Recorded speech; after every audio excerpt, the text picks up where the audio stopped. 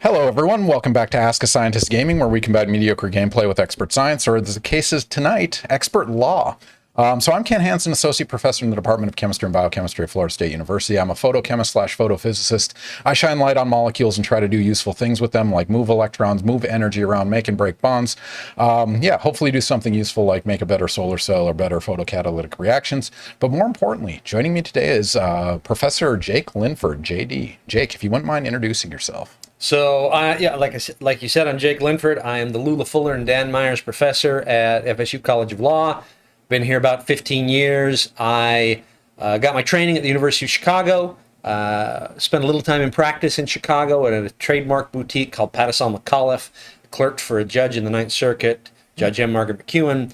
And I've been here the last 15 years. I research primarily in intellectual property, trademark, and copyright, trying to figure out whether or not the system we have matches how consumers see the world, and to kind of test empirically some of the things we presume about trademark law. I also write in copyright, a little bit in contract, a little bit in privacy, and I teach all of those courses as well as the first year property course at FSU.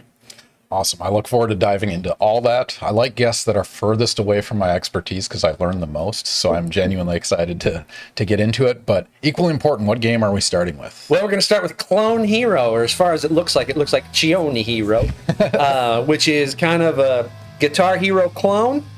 Once upon a time when I was a young lad, I was in a band, and I used to play bass guitar, so this is kind of my jam as far as video games go. And those of you not familiar, Jake, if you wouldn't mind lifting up the controller for this, it is a makeshift guitar.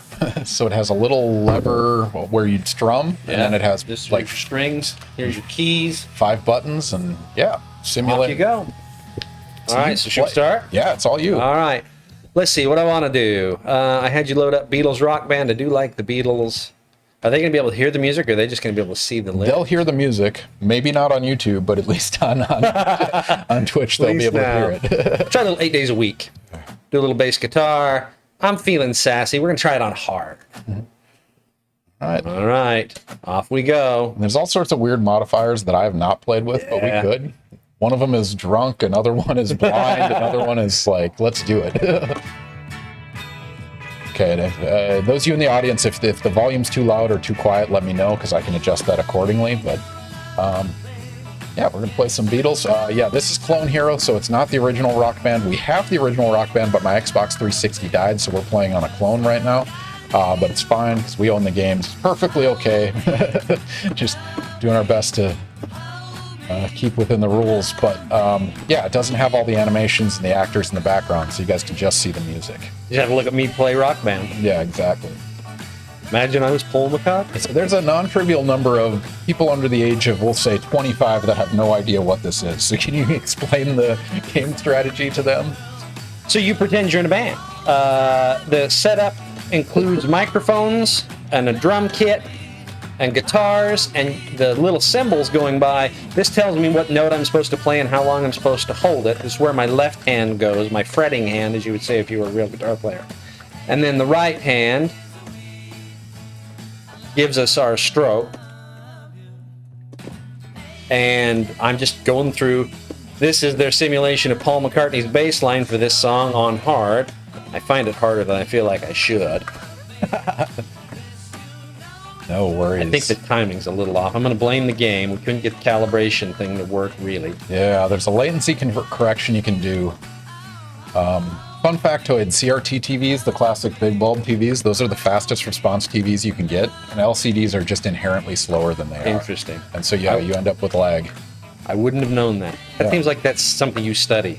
It's something I know enough about, ironically, a combination of my research and video games, so perfect bridge of both of them. Little Summer Rose, thank you for joining us. Thank you for the first time chat. WB the Poet, thank you as well. C's gets degrees, absolutely. That's one of my students. True. That there is one of my students, I'll bet you. Yeah, what do you call the lowest scoring doctor in medical school? Doctor. Still doctor. The joke they say about lawyers is A students become professors, B students become judges, C students get rich. How true is that, actually? I don't know. Oh, man. I know lots of students who did not do well on my exams that went off and became great lawyers, made a bunch of money. So, why not? Music level is better. Thank you for letting me know. Samuel animates. It's wild how popular this was, and then how it utterly disappeared. Yeah. It was a flat. It was like 5 years of Yeah, no, and I glory. love this. We bought the thing too late, right? Beatles Rock Band, I love it. 91%, that's not too bad. I'm not solid. feeling too bad about that. Cheers to that. All right, as far as it goes, if you guys make requests, I will try songs that you request if they're in here. Yeah, if you want to look at the list, we have all the songs see. from Rock Band 1, Rock Band 2, and Beatles Rock Band. So one of the things they did problematic about the Rock Band series is they released too many games. There was too much music. They oversaturated, and then there was like DJ band and piano band. Like they just diluted the pool too much. And I was surprised by the exclusive options, like where you could do nothing but, Green Day, which I like Green Day, but I didn't want to spend all day playing Green Day. I could spend all day playing the Beatles, right? I'll be honest with you. So what's kind of fun about this Clone Hero, and if you're interested in diving into it, is you can essentially, somebody has made every single song, right? Not the licensed ones, but they're just you can find them. Yeah, it's just somebody wants to write it as a MIDI file, and they do. But If I'd have known that, I would have said, hunt me up some David Bowie. there has to be a David Bowie song, right? So Suffragette City was on Rock Band 1. Okay. And I know there was another one from the Ziggy era that was on one of the Guitar Heroes. But I don't know. So I mean, you're a musician. How does it compare to actual playing? The first time I ever played Rock Band, I was at my friend Ron's house, and he says, well, I can play Rock Band, so that tells me I can play guitar, right? They're exactly the same. That was his joke. The thing about it, if you learned how to play guitar and play independent notes with your fingers, you're probably a little step ahead, because you figured out the thing that makes this game challenging, which is you've got to get your right hand doing one thing and your left hand doing another. And that's you're a step ahead. Yeah. If you've played a real guitar. Well, and inherent rhythm helps, which is why I suck at these games, unfortunately. Now, I can't do the drums. Interesting. So I can't get my hands and my feet doing different things. I imagine drums is the one that translates most directly from musician to gameplay. Yeah, and then I'm going to tell you a musician joke. What do you call a guy who hangs out with musicians? No idea. Drummer. Ouch. That's the classic Beatles joke. Is Ringo the best drummer in the world? And no, he's not even the best drummer in the Beatles. Yeah. The Paul McCartney was pretty much a genius. He can play about anything. Oh, who was it I learned about recently? Carpenter. Karen Carpenter. Yeah, Karen I Carpenter guess she was a monster. an epic drummer. I did not know. Maybe a better drummer than she was a singer, frankly. And she was a great singer. That's amazing. My sister's way into the Carpenters. Yeah. It's pretty fun. The Carpenter song that really gets me is Solitaire. So I'm just going to save some of these for later. All right, Jake, you've had some time to settle in. We start every guest with one particular question, and it goes back to this idea of, all of us that are professors were born for this job, and we knew from day one. I'm going to presume that 6-year-old Jake Linford did not expect himself to be playing Rock Band while talking about his expertise in copyright and trademark law. Instead, you had a winding path that took you in many different directions, but there were key points along the way that narrowed your focus, ultimately to where you are today. What was that path, and what were those key events that you remember? I tell you, there was one when I was 5. Wow. So I grew up on a horse ranch and a cattle ranch in Wyoming, and I knew that I didn't want to be a rancher, and I didn't even know how to articulate it. My great aunt, Velma Linford, who'd been the superintendent of schools in the state of Wyoming, and at the time I first met her, she just retired from doing work in D.C. with Volunteers in Service to America. So very well educated, professional, sharp as a tack. Great person. I love Velma. Anyway, I'm trying to articulate to Velma this feeling I have in my heart that this Wyoming farming thing is not going to work out for me. And I said to her, Velma, I don't want to be a farm boy. I want to be a house boy. Because that was the only way I knew how to say it. Yeah. And she says, well, my boy, you're going to go to college and you're going to get a degree. And I'm like, wait, what is this? Man, that's amazing. As a 5-year-old, you had formulated white collar versus blue collar. Yeah. Without knowing what it was. And I knew I needed to be white collar. I knew that my skills were not going to lie in mechanical handiwork or animal husbandry. It just was not going to be where I needed to be. Oh, and you can try the boost, the back button, if you want to touch that one. It's the one right below. If I move my hand, I'll be done. You want me to hit it? Sure. Put it in there. Oh, right There we go. Right at the So end. yeah, this button right here will do that. Sorry, we haven't gotten the tilt to work. Those of you not familiar, you build up enough power points. Yeah, and you can Back tilt in the it. day, you used to tilt it like you're, I don't know, posing. And then 80%. I don't think the red buttons do me any good. Tonight I'm drinking Invisible Jarritos. It's the lime Jarritos, and because we got a green screen, it's on your completely face. invisible. Amazing. Invisible Jarritos. Yeah, green screen. I have to warn every one of my guests, do not wear Yeah, green. do not wear green. I could have broke out a green shirt. I got green shirts I love. We had a request by WB the Poet, Inner Light by the Beatles. The Inner Light, but let's see if I can find it. And there's a question there. End day betting my tuition. So I keep making this joke in my property class. So this is what that your a students good way to are. lose money is by betting day to day on NBA games. And I got that. So Bill Simmons is a sports writer and an inveterate gambler by his own right. And he said, bookies loved it, the Inner Light. And we'll see if the Inner Light's on here. Loved it when... Would it be under T? I am not seeing the Inner Light. I'm so sorry. I don't know if that's on I think the we have Beatles. that option. Let me go back to I. Oh, Pinball Wizard, though. That's spectacular. I'm not seeing Inner Light. No, I'm Nope. so sorry. I can't play the Inner Light. I'll play another Beatles song. Let's go In My Life. We're right there. Nice. Anyway, Bill Simmons' take was bookies loved people willing to bet on daily NBA games because it's just hard to figure. So my student knows I'm a Jazz fan, like the Utah Jazz, and they're abysmal. And the Grizzlies are going to be good this year. So no, I think the Jazz are going to lose. I think they're in Memphis, aren't they? I say the Jazz lose by 15 points. That's my guess. So Wyoming, you're a Jazz fan. Yeah. What's funny is, as a Minnesotan, I was also a Jazz fan. The that? Stockton Malone. was Oh, the yeah. go-to. Stockton to Malone. 12 was my number. Like I John was Stockton to Malone. small little white guy somehow making his way in the NBA. He wasn't actually that small. He was like 6'2" or 6'3". Had hands the size of like ovens. Yeah, it was super dirty. He was a hardball player. Look, that man had set a screen on Shaquille O'Neal. He was not afraid of anybody. Yeah, exactly. No, I love this clip from the '92 Olympics when, like, you know, basketball took over the world, right? And everyone knew Michael Jordan and Patrick Ewing and all those guys. But John Stockton's just wandering around a shopping mall and nobody recognizes him. So that was quintessential. He loved that too. Oh, yeah. He didn't like giving interviews. He didn't like giving interviews. Didn't like signing autographs. He really wasn't into that. Yeah. He just wanted to do his thing. Yeah. Went off the rails a little bit recently, but we'll ignore that for now. During Everybody gets old and crotchety at some point. exactly. I'm looking forward to it. But anyway, 5-year-old you knew you were going to be white collar, so you went to school, middle school, high school. So I skipped a couple of grades. We were in Wyoming. Like, this is a high school where there was one AP class. And How big was your town? so Afton, Wyoming is the town proper. We lived just outside of the town boundaries, probably 2,000, maybe 1,500 back then. Holy crap. The whole valley is about 40 miles long and 5 to 10 miles wide, depending on which part of it. Right on the Idaho border up in the mountains. And I would say there's 10,000 people in the whole valley now, and that's probably twice as many as when I was a kid. Yeah. It's crazy. I also grew up in a town of like 1,600 people. So, Up in Minnesota? Yeah. Small town, Minnesota, backwoods. Football field directly adjacent to a cornfield. If you kick too far, it's in the corn.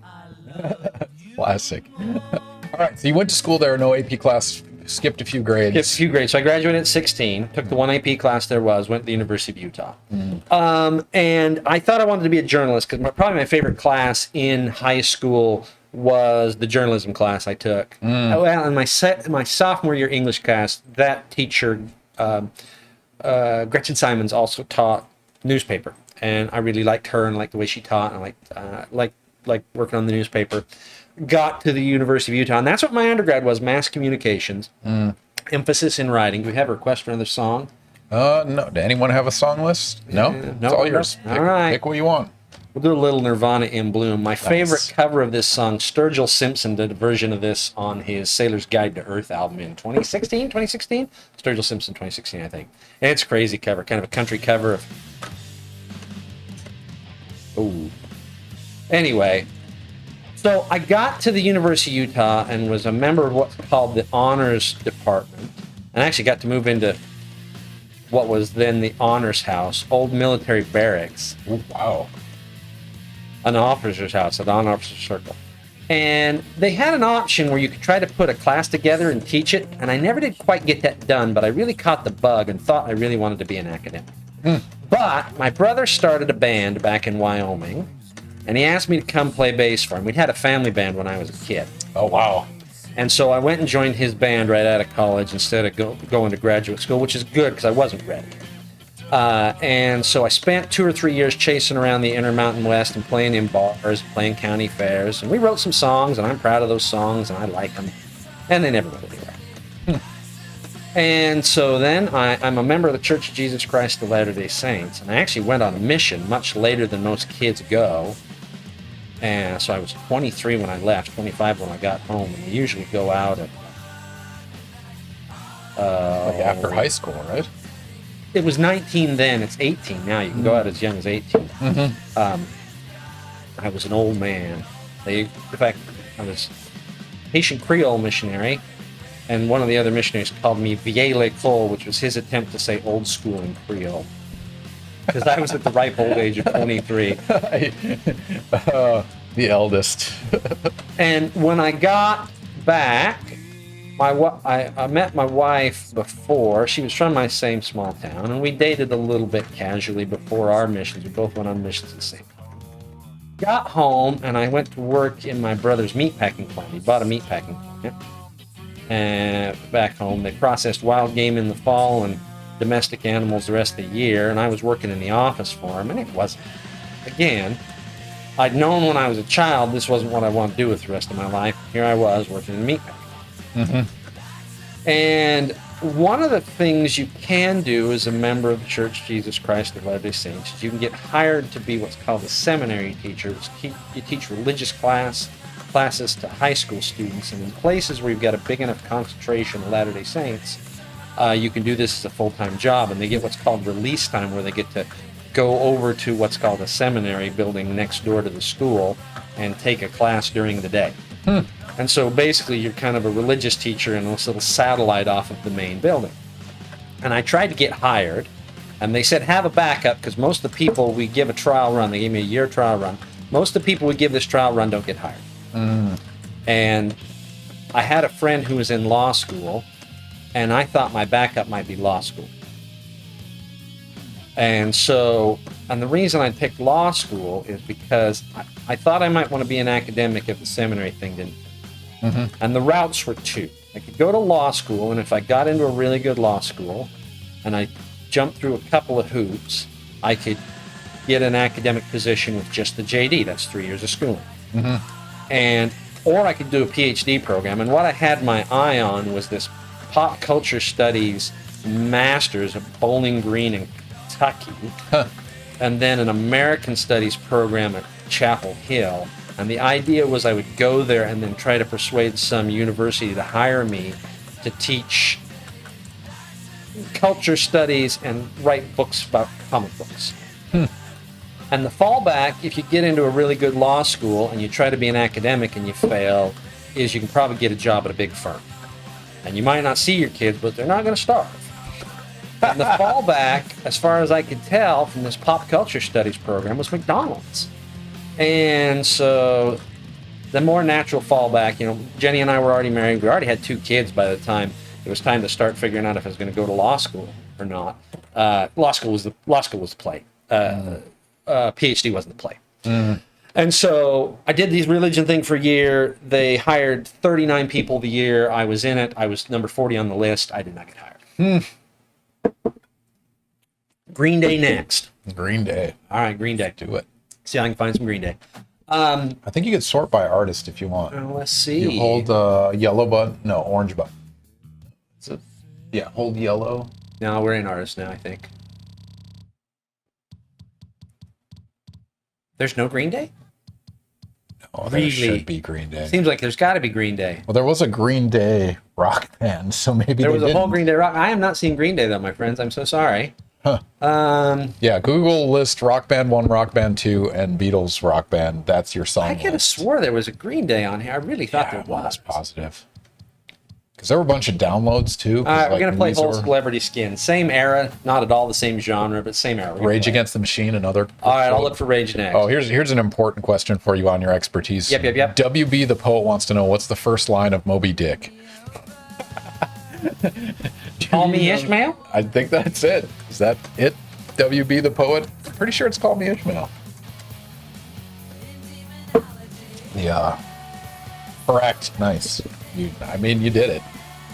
You're 2 for 2 on questions tonight, so we're going to take those. That's got to be another one of my students. The reason I say that is because we talk about Moby Dick and the description of whaling, loose fish and fast fish, which is kind of one of the fundamental concepts in how we talk about property acquisition. That is intriguing.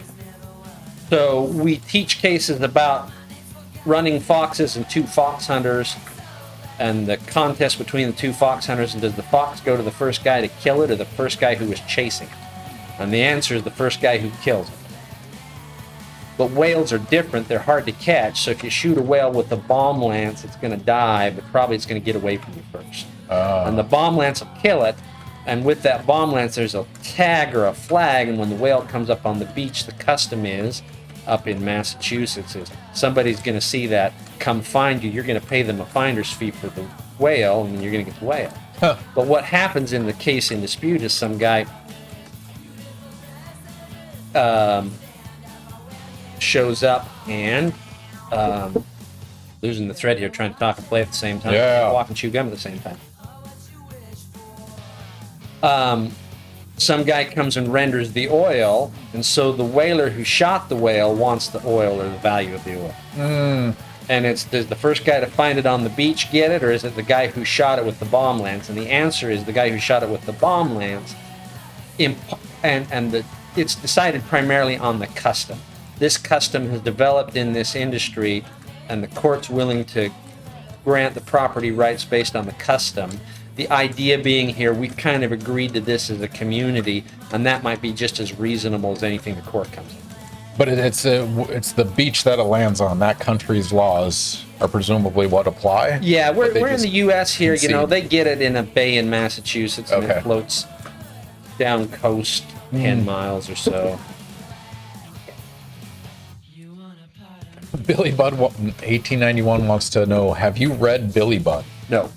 I've not actually read Moby Dick.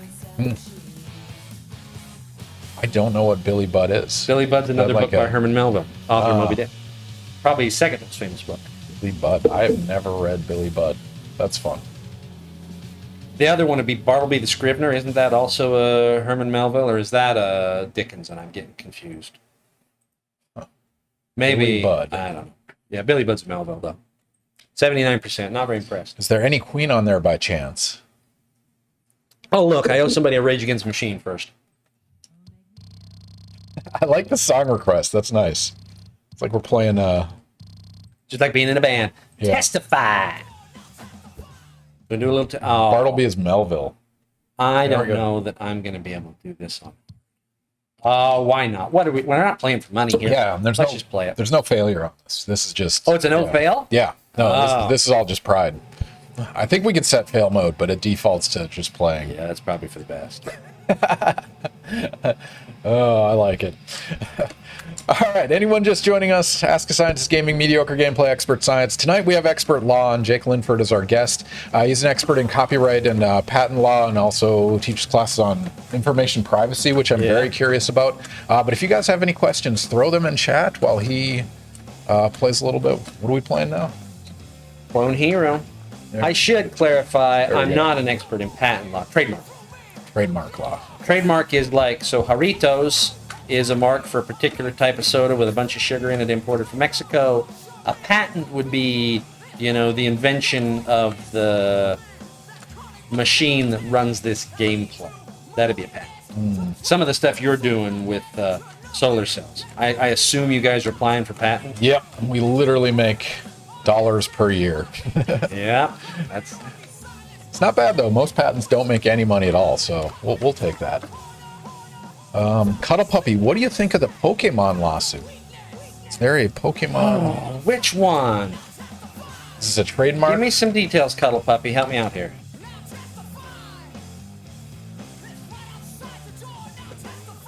Why Pokemon sued Pal World over patents, not copyrights? Oh, so Pal World was a website, Pokemon website.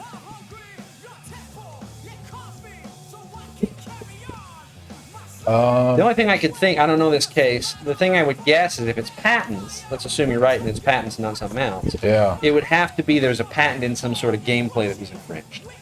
You can get patents in gameplay. I think they copied Pokemon characters based on this. Cuddle Puppy, you have That'd be permissions. You can copyright. put a link in there. That'd be copyright. If it's characters, probably copyright. The Pokemon name as a genre, that's going to be trademark.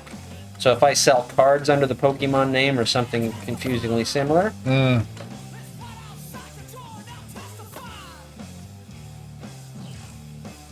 I'm glad I didn't chicken out here. I'm doing fine. That seems easier than the other ones you were playing. I was not expecting. Get him a Man, I groove, remember man. this like, I don't know, it was 4 years ago or something. Somebody 100%ed in Fire and Flame at 300% speed or something ridiculous. Yeah, those people I don't understand. So I run, right, and I go out, and if a good run's for me, I might get a 10-minute mile, and these people are getting 4-minute miles. I don't think we're the same species. Right, and this guy that's, playing one of these ultimate difficulty songs at, 300% speed, we are not the same species. I don't think we descended from the same gene. All right, Billy Bud wants to know, what's the weirdest thing you watched/read for a copyright case? Oh, for a copyright case. The weirdest thing I probably read when I was in practice working for a judge is I had to read a bunch of anime, manga, porny things to try to figure out whether a bookstore in Portland, whether a state regulation that made a bookstore in Portland take the books off the shelves was constitutional. That is interesting. What was our next request here? Band? Queen, if you have any Queen. That was one of them. Can anybody find me? Queens of the Stone Age. How can there be no Queen? That's a tragedy. Is this sorted alphabetically?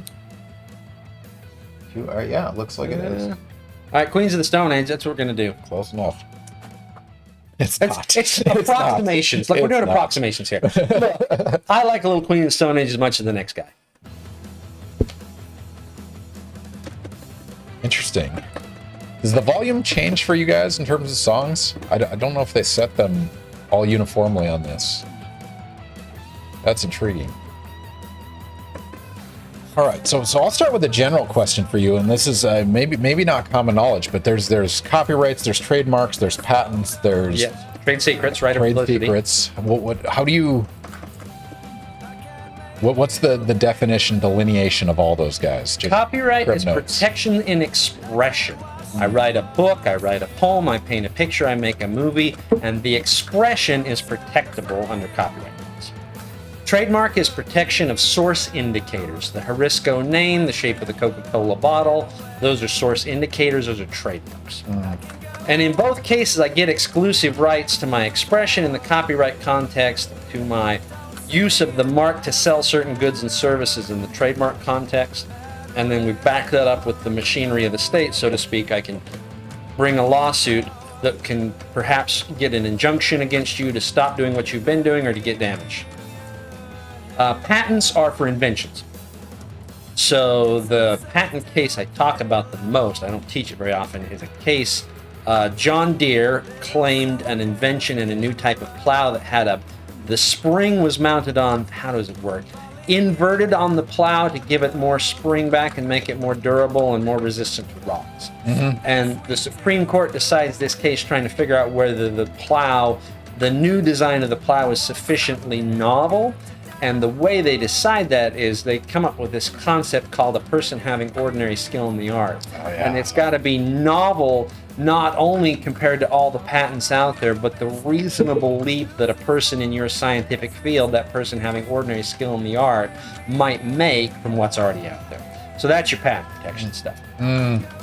Patents are viewed as stronger than the other two, and the term is shorter, 20 years, give or take. Copyright protection lasts life of the author plus 70 years. So if I kick the bucket tomorrow, anything I had copyright protection in would be protected till the end of 70 years from now. Trademarks can last forever as long as I keep using them. Right of publicity is a right in an individual to make decisions about their identity, where they appear. In a commercial context, you can't use my image, name, or likeness in an ad without my permission, is how it cashes out in the most simple sense. And then trade secrets are protections for things that I keep secret from the world. Think about Coca-Cola's secret formula. That would be a trade secret. Oh man, I saw a story recently that recounted apparently a secretary from Coca-Cola went to Pepsi and tried to sell the recipe. Yeah. Pepsi turned her over, and she did jail time for that. Yeah, no, and that's interesting, right? You would wonder if Coke would try to get, or Pepsi would try to get competitive advantage, or do the right thing, quote unquote. It kind of reminds me of what a politician ought to do. I want to say, was it John Kerry who got a big old pile of opposition research on George Bush Jr. George Bush Jr. in the 2004 campaign, and handed that over. Right? You don't want to be messing with this foreign op stuff. Do we have another request for music? No one. Yeah, nothing. It's all yours. Okay, groovy. We'll do two Chili Pepper songs and no Queen songs. I want to talk to the manager. I mean, what's interesting about the Coke and Pepsi thing is I'm fairly sure a chemist at Pepsi already knows the recipe, right? Like, and that's not there's ways to characterize that, but also it's, I mean, what are you going to do? Reproduce it and sell it as Pepsi? What do you gain? So this is the hypothetical I give my students, right? So imagine I take Coca-Cola. I reverse engineer the formula. I tell everybody I have, and if I reverse engineer it, I get to use the formula. Coke can't stop me. And I call it Linford Cola, and I tell them honestly, it tastes just like Coke because it's the actual formula. I'm pretty sure Coke would still outsell me significantly, and I think that's because the value is as much in the trademark, in the brand identity, as it really is in the trade, in the secret anymore. With that said, they tried to release, what was that? The one that bombed New Coke? Yeah. That was the biggest branding disaster loss of the 1980s. I didn't mind New Coke. I thought it tasted all right.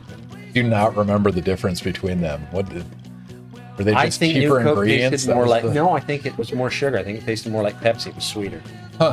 So here's an interesting thing. Coke is the more popular brand, and Coke fans will tell you they can tell the difference and they prefer the Coke. And if you let them drink it out of the can where they can see the can, they're absolutely right.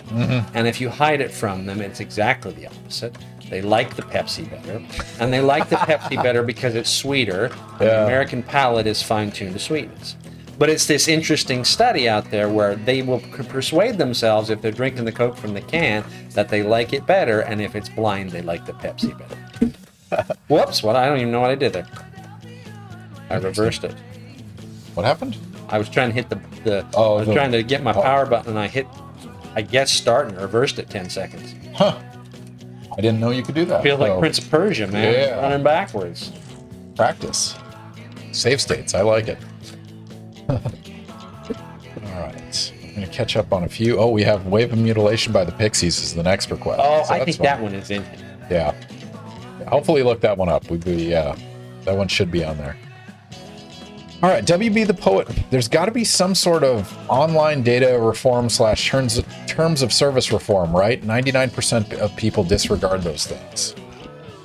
So Lena Khan is the head of the FTC right now, and she's been on a crusade to try to curb lots of problematic business behaviors, anti-competitive behaviors, and consumer abusive behaviors. And terms of service is probably a place that's ripe for it. It's interesting, though.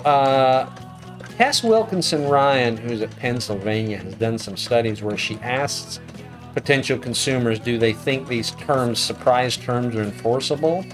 And if they've signed some contract that says they're enforceable and they're in some book somewhere, the consumer reports they think it's enforceable, even though there's case law out there that suggests maybe it's not. Well, so we have this predisposition, I think, to think we're stuck with these contracts, even if the terms are unfair. Mm-hmm.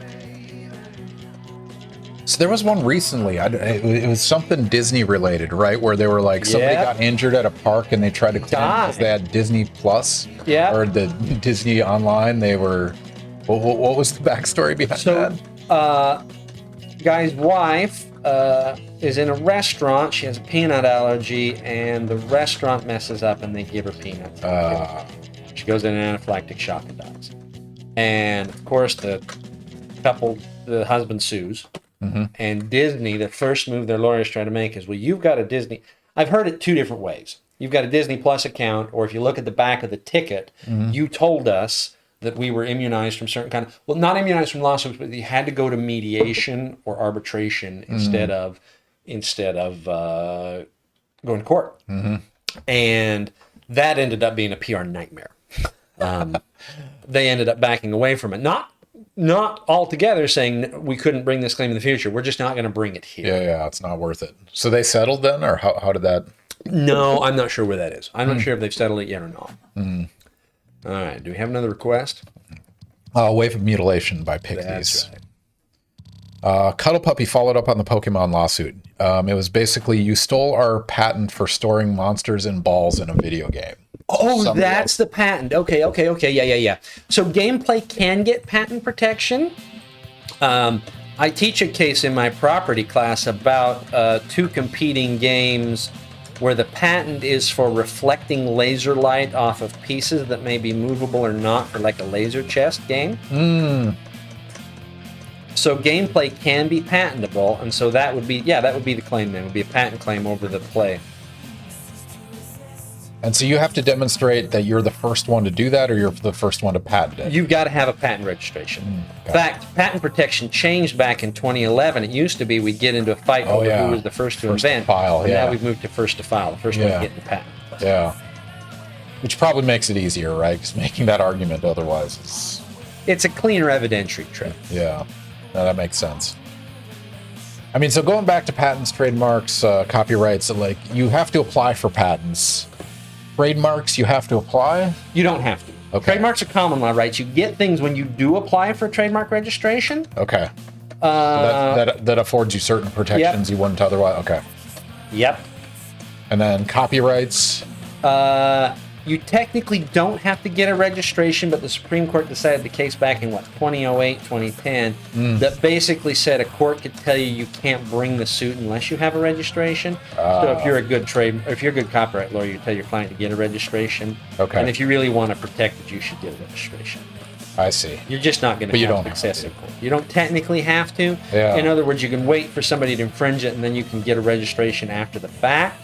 But when you do that, you lose some things you would have if you registered it in advance. I see. And then secrets. Trade secrets, there's not really a registration mechanism because the whole point is you're keeping it secret. Yeah, you don't want to display that info. What gives you protection is the thing has some value based on its secrecy, and then you're effective in keeping it secret.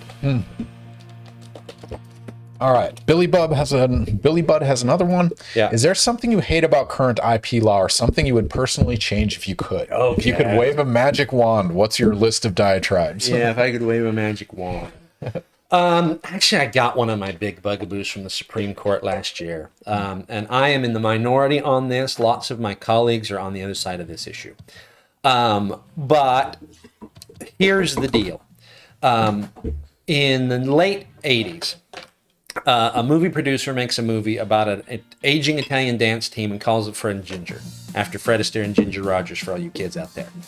And Fred's dead, but Ginger's still alive, and she brings a trademark and a right of publicity claim, alleging effectively that you've made it seem like I'm affiliated with your movie when you call it Fred and Ginger. And what the Second Circuit, federal court in the Second Circuit, these takes cases out of New York City, said was, look, for a creative work like a movie, we're a little afraid that trademark law is misapplied here or might get applied problematically. So at least if it's in the title of a movie, you've got to show more than likelihood of confusion, which is your general standard of success for the plaintiff. Instead, you've got to establish, we're going to ask, is there any artistic relevance with the use of the trademark? And then if there is, and that's anything over 0, then the plaintiff has got to show not likelihood of confusion, but, and I'm trying to remember the phrase here, a use that is effectively aimed to deceive consumers. I'm forgetting the term of art. What it effectively makes is a much higher threshold. Now that test had gotten applied fairly aggressively from my perspective, in the Ninth Circuit. So here's one of the aggressive versions of it where I think a more standard likelihood of confusion analysis might have worked. So there's a TV show called Empire, about, a record label, and maybe they're also gangsters. I never watched the show. But there's also a rap label that pre-existed the TV show called Empire, a record label called Empire. Well, the TV show puts out a record under the name Empire Records, and the rap label sues. And look, if I'm running Empire Records, I was there first, I've got a registration, and you come with Empire Records, I'm going to win that lawsuit. But because we have this creative work, and the Ninth Circuit had, I think, broadened the scope, from my perspective, of this test, this Rogers test, it was kind of an automatic win for the defendant. And I've long felt this was kind of overdone. A case gets to the Supreme Court where this maker of squeaky dog toys makes a simulacrum of Jack Daniel's bottle with a poop joke on it that your dog's supposed to chew. The old number 2 on your Tennessee carpet is the joke. Yeah. And it goes all the way to the Supreme Court because Jack Daniel's wins at the trial level because they've got evidence of confusion that the court's persuaded is probative, and loses at the Court of Appeals because the Rogers test applies and they can't show that I just wish I could remember the phrase here, that the dog toy was effectively, expressly deceptive. I'm still getting that phraseology wrong. Somebody who's a trademark scholar listening to this, come help me out here with the language from the Rogers test. Yeah. And the Supreme Court is basically invited to say, well, do we keep this Rogers test, or do we do something more like standard likelihood of confusion, or do we do something else to get our First Amendment values into... So next request, Don't Fear the Reaper on the hardest difficulty. Oh my gosh, people hate me. This Don't Fear the Reaper's killer. Yeah. That's Blue Oyster Cult. I mean, you can't let down the audience. There's the Bowie song, Suffragette City. That's our one. I'm playing that next if nobody makes a request. There's one more, if there's any Grateful Dead, but we'll get to it. Hardest difficulty, huh? People are rude. Expert. Okay, here we go. Let's do it. All right, this is a fun name. It's either Awesome D-Pix or Awesome Pix. We're gonna assume it's Awesome D-Pix, but thank you for the follow. Thank you for joining us with the first time chat. Thank you for the request. We're gonna find some Grateful Dead if it's on there. We're gonna do our best. But yeah, if you guys have any questions for Jake on trademark, copyright, whatever it might be, he knows infinitely more than I do. So happy to answer. Billy Bud, thank you for the follow. Billy Bud 1891. I'm going to assume that's a birth year. No, math does not check out. That's the year of the publication. Oh, is it? Probably.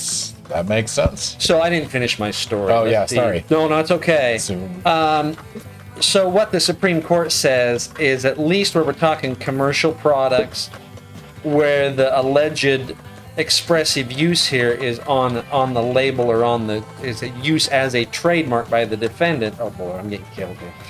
No worries. That we're going to do standard likelihood of confusion analysis. Now that doesn't mean you couldn't consider parity as part of your confusion analysis, but what it means is we're not going to apply this hypermuscular Rogers test anymore. I thought that was the right answer. I was thrilled to see the court decide that. I'm in the vast minority. Many of my colleagues are much more excited about lots of kind of First Amendment limits on the scope of trademark law and as a barrier to prevent lawsuits that they find problematic. So I mean, this is. I'm in the minority, but I'm a happy minority. But the parody thing, that's like Weird Al gets away with a lot, right? Weird Al licenses almost everything. He does, but he doesn't have to necessarily. Right? Well, that depends. So this is copyright question mostly, and the famous case here is a fight between Florida's own Two Live Crew, Uncle Luke, Luther Campbell, and Roy Orbison's publisher. So Two Live Crew wants to do what has got to be their least vulgar song ever, which is a mildly raunchy cover of Pretty Woman.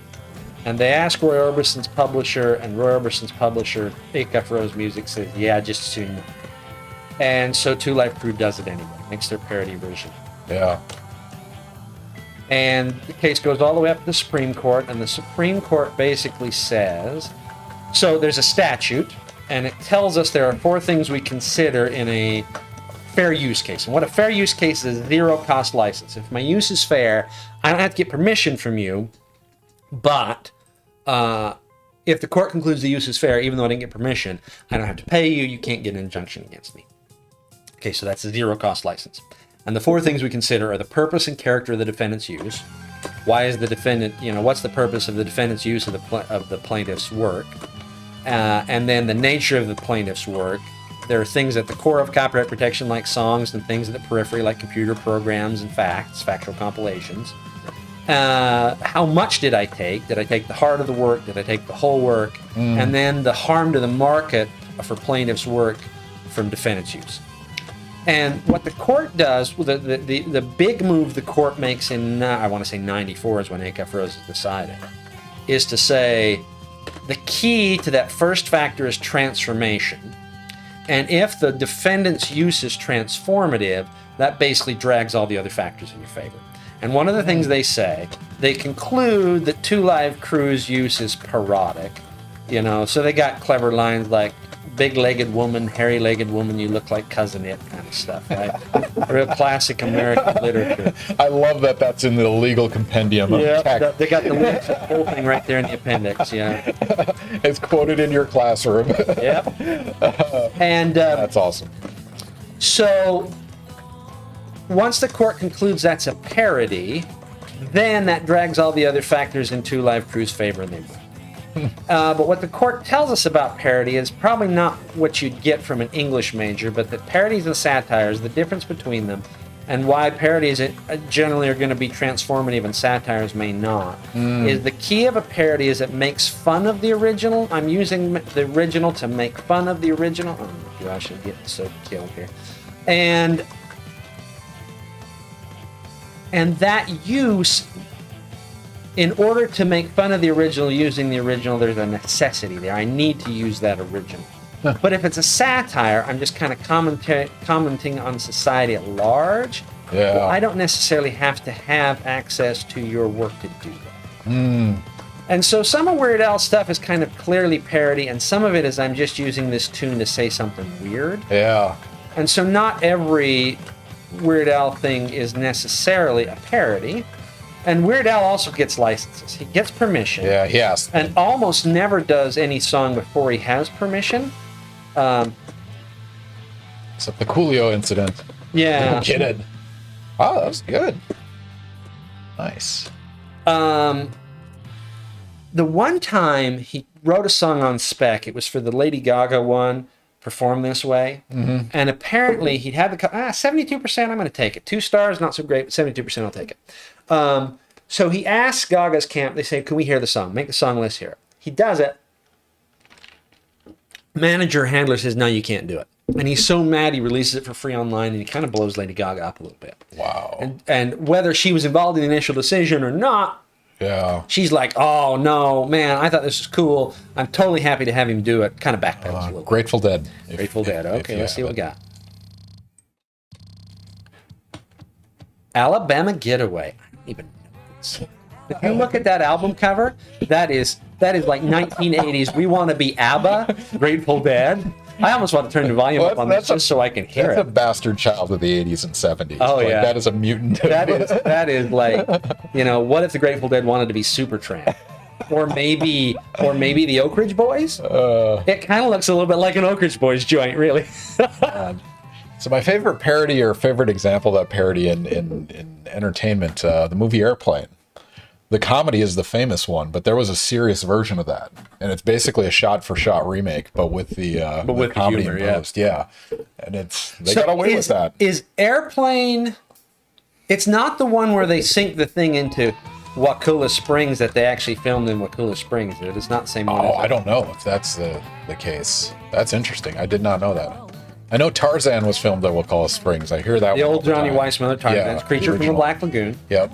There's this movie called Airplane 77 where they basically had their fake airplane there in Wakulla Springs, sitting in the springs to make the movie. So do you recognize the song at all? No. So you're just This sounds like a Juice Newton song. this is blind gameplay, ladies and gentlemen. If you're not impressed, I don't know what it takes. You're hitting it. I told you, I'm an old bass player. All right, we should do a prediction. And I guess I'll wait for you to be done with the game. Yeah, go ahead. With the round. Do you have a favorite? Do you have one you want to do? Start at the top. I mean, that one's topical. It's relevant to the next 3 weeks of our lives here. Oh, yeah? Okay. Maybe longer. We'll see.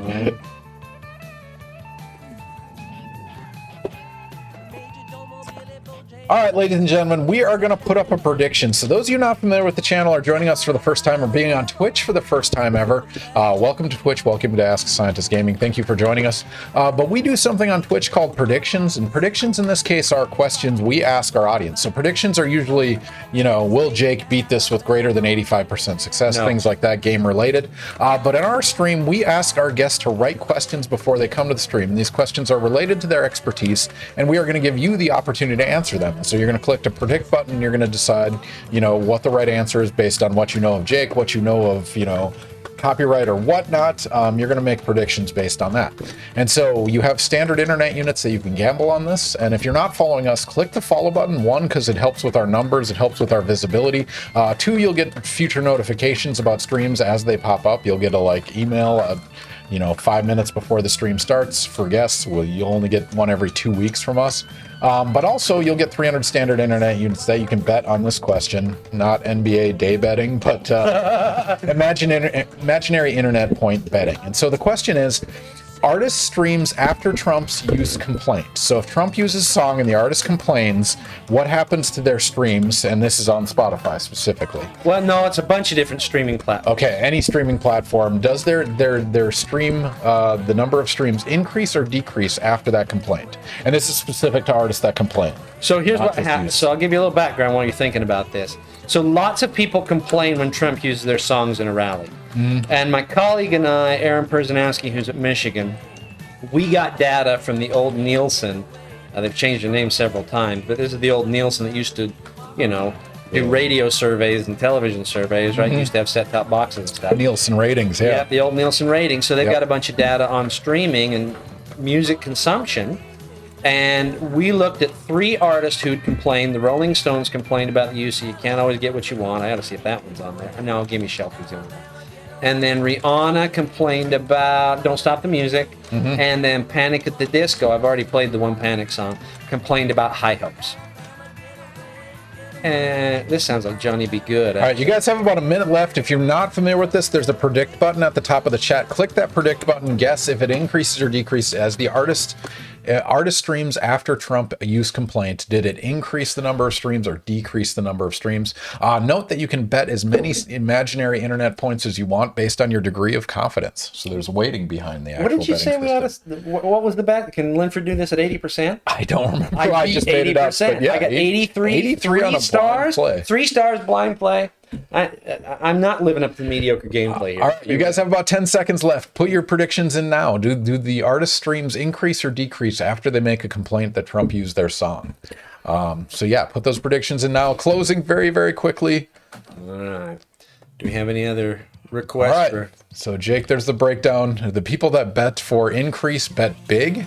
But we have a dark horse on decrease. What's the answer? The answer is decrease. Decrease. Decrease, and it's for all 3 artists. Wow. Congratulations, Diamond Girl. You 27-1 payout on that. I'll tell you because what. they did the dark horse decrease bet. As far as I'm concerned, Diamond Girl gets to pick the next song. Diamond Girl, if you have any requests, Jake is happy to look for those on Rock Band 1, 2, or Beatles Rock Band. Get a little Elvis Costello. You want to see me die? Pump it up on Expert will kill me. It will kill me. My arms will fall right off. Well, let's do it. But this, so you looked at these three artists. Did you look at any artists where a complaint wasn't filed? No. What we did, the comparator was, we did what's called difference in difference analysis. And our comparator was the market as a whole. And so what we're looking for is a deviation in the market. This is the kind of study you do when you're trying to figure out if somebody's done insider trading and we get kind of a weird deviation in the stock market, for example. So you compare the stock to the market as a whole. That's kind of a standard measure in this sort of thing. Yeah. But we did it with the music. I see. I don't want to say percentages because we've got questions coming later, but for each of those artists, the Stones, Rihanna, Panic at the Disco, all of them had a drop. Pardon me, the Jarrito's getting to me. All of them had a drop after the complaint. And so that was statistically significant. That was a meaningful drop that can actually be quantified looking at the streaming data. We should do one of the follow-ups just right away because we're in context right now. Which one do you want to do? Panic and Rolling Stones or Rihanna and Panic? Panic and Rolling Stones. All right, let's do this one. So we're going to do another prediction right now. You guys are practiced at it. You know where the predict button is, so we're going to do this one right away because it is related. It is a trailer to the previous question. So I'm going to copy and paste this. Give me 1 second while I get this in there. All right, we're going to give 2 minutes again. So we've established that artists that complained about Trump's use of their songs, their streaming decreased after the fact. The question here is, which one had a larger drop in consumption or in number of streams? Was it Panic at the Disco or the Rolling Stones? And this is a very curious exercise in demographic studies and outcomes. So if you don't know the Rolling Stones, they started playing music in 1962. 1843. They've been around forever. Contemporaries of the Beatles, but unlike the Beatles, they just kept chugging along. The Rolling Stones released an album, I want to say this year, end of last year, called Hackney Diamonds. Oh, wow. Apparently not their worst album. A shining review from Jake Linford, not their worst album. But yeah, if you guys have a prediction or you guys have a guess on this answer. Now, the Rolling Stones. Who had a larger drop? Was it the Panic at the Disco or the Rolling Stones? Sorry, go ahead. No, you're fine. I love the Stones. Frankly, I think the Stones may have had the best 4-album run of any artist ever. Let me think here. Can I think of the names while I'm trying to play Elvis Costello? Beggar's Banquet, Let It Bleed, Sticky Fingers, and Exile on Main Street.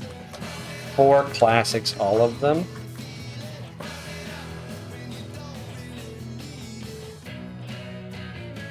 All right, if you guys have any predictions, you want to make a prediction, also follow us, get your standard internet units points. These are just for pride. You can also make us take a drink or request a factoid if you want. But who had the larger relative drop in consumption? So this is percent of total views or whatever, or total streams before. Was it Panic at the Disco or the Rolling Stones? Put your predictions in there now. You have about 10 seconds left. Ooh, balancing out a little bit. I love to watch this in real time. I would love to test this way, like degree of confidence. Oh, yeah. That'd be really fun. Yeah, curious exercise. So actually, I've got some colleagues at different schools who did a study where they think that should be included in every trademark survey, because if you ask respondents how confident they are, they might say, yes, there's confusion, no, there's not confusion, but have much less, not have 100% certainty about it, and maybe we should take that lack of certainty into account. There should be some kind of gradient. That's interesting. Degree of confidence. All right, Jake, what's the answer? Who had the bigger drop, Panic at the Disco or the Rolling Stones? Panic at the Disco had the bigger drop. All right, you have numbers here. Rolling Stones was 2%-ish, just over 2%. Panic's was over 6%. So what do you, thinking about very different demographics for those two groups, like what do you think is causing this? Is that Here, 64%. That's my worst performance of the night. I did it on Expert. I knew that song was going to kill me. Man, it's not bad though. The only reason I survived is because you don't have me on I'm on you can't fail. I missed 267 notes, I mean, honestly. As long as they weren't in a row, you're My fine. theory is after 60 years, the Rolling Stones' reputation is pretty well concretized, right? I mean, it's just pretty sticky. And Panic at the Disco, relatively newer artists, they're 10, 15 years now, mid-teens? Mid-aughts, sorry. So, mid-aughts to 2018, 2020, not as thoroughly established. So I think it's plausible that their reputation is just more malleable. So this could be viewed two ways. It could be one, their affiliation with Trump is negative for people that hate Trump, or Right. their opposition to Trump. Exactly. And we don't know which one of those two I it is. don't. I mean, we did another part of this study, which was a standard consumer survey, and there we got mixed results where people said it mattered, and they said if they thought an artist was sponsoring or endorsing the politician they didn't like, it would. I may be giving away one of these predictions. Apologize about this, but it would reduce their willingness to spend money, and it would reduce their interest in that artist. Okay, Interesting. So if you're a Trump guy and your favorite artist starts supporting Biden, you're going to be less likely to keep listening to them, to purchase concert tickets, and etc. So the contrast to that, this was a scene in the Howard Stern movie, Howard Stern Private Parts, where it was like people that love him watch for 5 hours, people that hate him watch for 9. Yeah. Hate watching is a thing, at least in audio or in radio. Probably not so much in music because the song is pretty static. It's going to be the way it is. Yeah, I think so. That's intriguing. We got another song request, Across the Universe by the Beatles. That one I think's on there. Let's see if I can find Yeah, it. that's a pretty short song. David Bowie did a cover of that on his Young Americans album, 1975. All right, so we have 2 questions that are related. Diamond Girl, who won the bet, congratulations, said no requests, but do you foresee any developments on AI and its potential role in landmark law and NBA day betting? Also, thoughts on IP law and AI context? Like, how is AI disrupting this world? So AI is interesting, these generative AI tools. The text-based ones, and look, I am a bit of a cynic here. So there are other people who are going to cheerlead for this technology more than I'm going to. So I'm telling you this so you understand my framing mechanism, and you can apply your standard discount rates. It's basically glorified, Start button. glorified Google autocomplete. It's predictive, right? And it's got a lot of data, so it's predictive in a way that it can write paragraphs. Yeah. There are things it does well, like imitate style.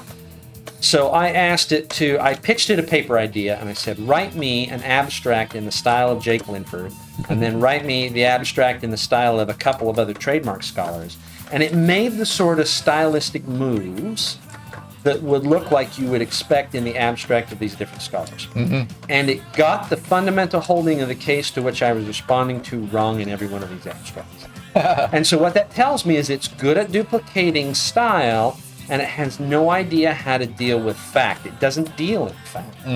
So here's a disruption.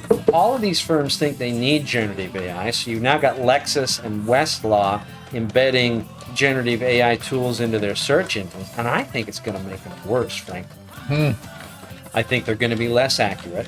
You've already got lawyers, 20 or so lawyers who've been sanctioned for basically just allowing ChatGPT to write a brief for them, and it turns out that ChatGPT's made up cases, and they just never check. That's awesome. It is not awesome. They have to pay a bunch of money. What surprises me is nobody's been disbarred yet. What does it take to get disbarred then? That's pretty egregious, right? It feels egregious to me. Here's where. Well, the thing is, somebody caught it that time, but they won't always, Well, right? the judges are going to check. The judges have clerks. They're going to check these. They do. They look up every cited case, and that's what I did when I was clerking. We check the citations. Is this a real case or not? Pull all these cases, put them into a binder for the judge. That's one of the things you do. It's one of the things I did for my judge anyway. You might not do it for every judge, but I did it for mine. But clerks now are like, ChatGPT, summarize this case. Yeah. And it makes it up. It's kind of like ChatGPT is kind of like Wikipedia. Trust but verify, but I wouldn't trust. Yeah. Your mileage may vary on that. So there are big lawsuits from copyright owners, and I'm curious to see how many of these firms try to hold out, the generative AI firms hold out and try to resist getting the license, and how many of them license. I think we're seeing a lot of licensing. I expect to see that continue. I'm not the first person to say that. Yeah. But that's what I think we're going to say. Somebody had a request. And Across the Universe. Across the Universe. Chill the song. Beatles. Let's do it. Hey, Beatles. How did you feel about the movie Across the Universe? Covers the Beatles songs. Did I watch that Did you one? see it? I didn't watch that one. I watched the one where the guy wakes up from a coma. Yeah. And that was I can't believe it. They don't have it. Oh, I have lied to you. They've got a ton of songs and they don't have Across the Universe. What was that name? Across the Universe was on this album. So I'll play Come Together off the same album. Close enough. Well, sorry, WB the Poet. Across the Universe was a single before this album, wasn't it? Rain. Rain, I think, is about the same time. Do they have Rain? Oh, come on. Give me a break. Where's the singles? All right. Yesterday. That's the movie. Right? Yesterday. There we go. There we go. We're going to play something. That was pretty fun. I won a karaoke contest at a law professor conference singing Yesterday karaoke. Or not yesterday, but something. Sorry. But I would be curious. You should watch Across the Universe. Okay. I mean, it's like covers of it, obviously, Sure. it puts it into a narrative. It's like any of the, Jersey Boys or Meatloaf the Musical kind of thing, but with Beatles. That's their most famous song. What the heck? I mean, that's the problem. Is they're Across the Universe is not their most famous song. Their most covered song is Yesterday. Interesting. But yeah, they don't necessarily license out their most popular songs, right? It's Well, Beatles Rock Band, you had all the big ones. Yeah. Across the Universe was not a number one single. I don't think it was on the number one. Somebody double check me there. All right. Misa is back. Misa, welcome to the stream. Thank you for joining us again. How does intellectual property work with art and references? A professor once told me your art is 10% different from a reference. It's distinct enough to sell as your own. Is that even close to being true? If you had to put a number on it. Oh, God.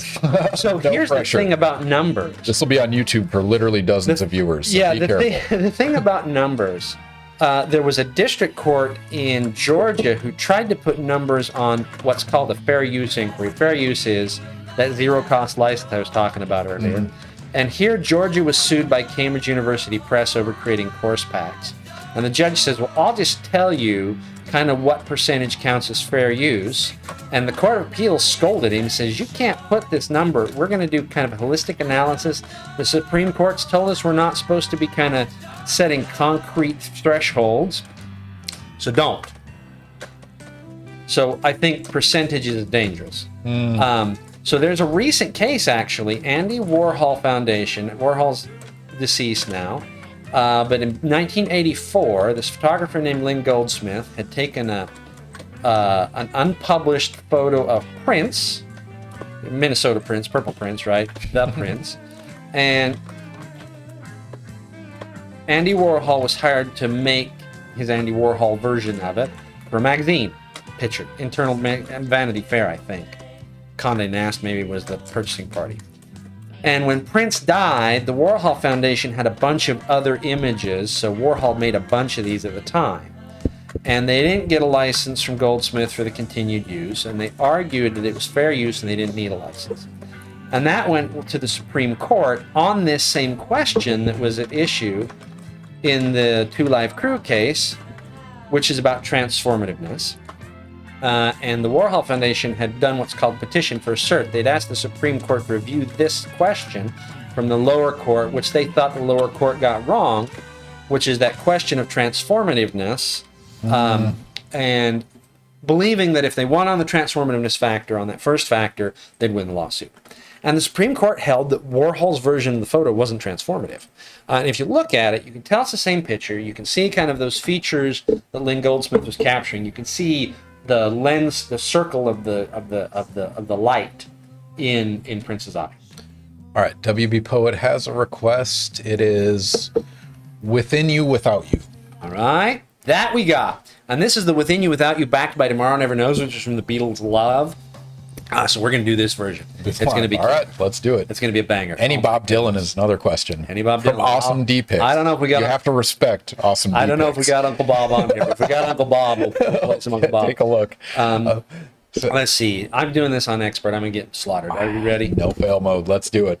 So following up on that, a percent, there's been lawsuits lately, like Ed Sheeran got sued for similarity of songs. Yep. And this is a very complex problem, right? Because I don't know if you've seen Axis of Awesome 4-chord songs. Right, 4 chords, yeah. And there's some AI, there was some sort of, patent farm or like trademark copyright farm that was just generating every chord progression that could possibly exist. With the idea that then throw it into the public domain, you couldn't have copyrighted. Exactly. How do you draw that line? Percentage isn't right, but like you bring in experts, and I don't know. As a judge, I'd be terrified trying to judge this. So the jury gave Sharon the win on this one. Mm-hmm.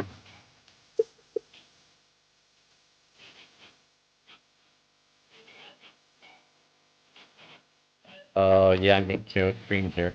No worries. The case that kind of triggered this actually was the Blurred Lines case, the sleazy hit of the summer from 2016. Yeah, yeah. Pharrell Williams and Robin Thicke's kid. It was the video was just something else, right? And Robin Thicke is stoned most of the summer and doing, Robin Thicke, Alan Thicke's kid. Mm-hmm. Robin is the kid's name, and doing interviews where he basically says, we were trying to copy this Marvin Gaye song. And so each side brings in their own experts, a musicologist, to basically say, well, yes, this combination of elements is or is not substantially similar. That's a term of art for something that's infringingly similar in a copyright case, substantially similar. And the jury was persuaded that the Blurred Lines song was substantially similar, and the Gaye estate ended up getting, I think half their royalties. Wow. Something like $8 million or something. And there was a concern. Oh boy, I got 1 star here. Yeah, I'd be dead if we were playing this for money. And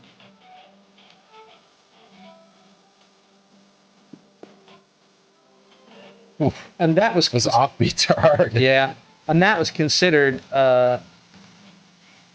potentially, triggering lots of liability where people hadn't expected in the past. Mm-hmm. Led Zeppelin won one against this band called Spirit, that arpeggio that's at the start of A Stairway to Heaven. Mm-hmm. Spirit had a song that starts with the same arpeggio, basically. Jimmy Page has this record in his collection. 66%. Yeah, that was bomb. But I gave it a try. Thanks for the recommendation. Rodney Crowell. Rodney Crowell, that's got to be my sister or my mother. Teddy Toodles, that is my sister. That is my sister. There's no Rodney Crowell on Rock Band. I wish there was. How about Bowie? Yeah, there's one Bowie. Which one is the Bowie song? Did I have one more request before I get to that one? I don't think so. Okay, Dave Bowie then. Oh, Bob Dylan. Oh, Bob Dylan. Bob Dylan. See if we got the other Bob. Yeah, that's Robert. There is Bob Dylan. Oh, Tangle Up in Blue. I'm not trying to play this on. No, I'm totally wimping out. I'm doing this one on hard. So let's try a modifier. Okay. Let's I want to know what brutal mode. Dropless sustains. This is a cheat. This would be a help. I don't know. I don't know what any of these things are. I'm put dropless sustains on. Well, let's see what it does. Okay. All right. These are modifiers in Clone Hero. We have no idea what they're doing. We're trying. Don't judge Jake accordingly. Oh, whatever. All right, Teddy, thank you for joining us. Click the follow button. Even if you guys are never going to be on Twitch again, it makes our numbers go up. We love numbers going up. We are at 819 followers. We're going to break 1,000 at some point within the next 6 months, hopefully. So if you guys aren't following, click the follow button. You'll get standard internet units that you can use for predictions. You can also make us drink. You can request a factoid of Jake while he tries to play this up. What was the mode? I'm only on. It's dropless sustain. What does that mean? I don't know, because I tried letting go of the sustain to see if it would drop, and it dropped. Huh. So what I thought dropless sustain was, I have no idea. All right, if anyone knows Clone Hero, feel free to throw your comments. Nobody knows Clone Hero. We're the only people playing this game. That is not true. There's going to be a subsection of Twitch right now all over Clone. We're going to blow up. Yep. Speaking of copyright, so I've had several copyright claims on my YouTube videos from Ask a Scientist Yeah. Gaming. So anytime we've played Clone Hero before. Other things like Grand Theft Auto, the radio music is typically claimed, but they don't take down the video ever. They just say it's claimed and it's demonetized, and I'm not monetized anyway, so it doesn't matter. So this one's probably going to be copyright claim. But there was one video that had a copyright claim that was, this may not be visible in all countries. Yeah. And so how does that work? That's just a restriction for a particular song per country? How? Yep.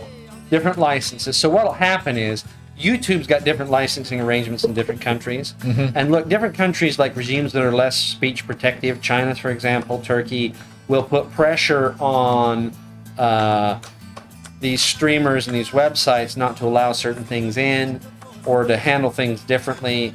And there's some pressure from, of course, free speech advocates in the U.S. that you ought not buckle to this. And you know, these firms are just trying to figure out how to make money, how to get streaming money and hot streaming money in China to beat TikToks, right? Yeah.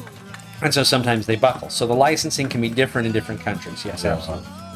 Now that's intriguing. So I haven't had a video muted or taken down yet because it's usually like it's copyrighted, but they allow free use. It might be. There's enough Beatles on here. I wouldn't be surprised. So are you familiar with the YouTube copyright claim mechanism? I mean, Yeah, a lot of right. AI driven. How does that work?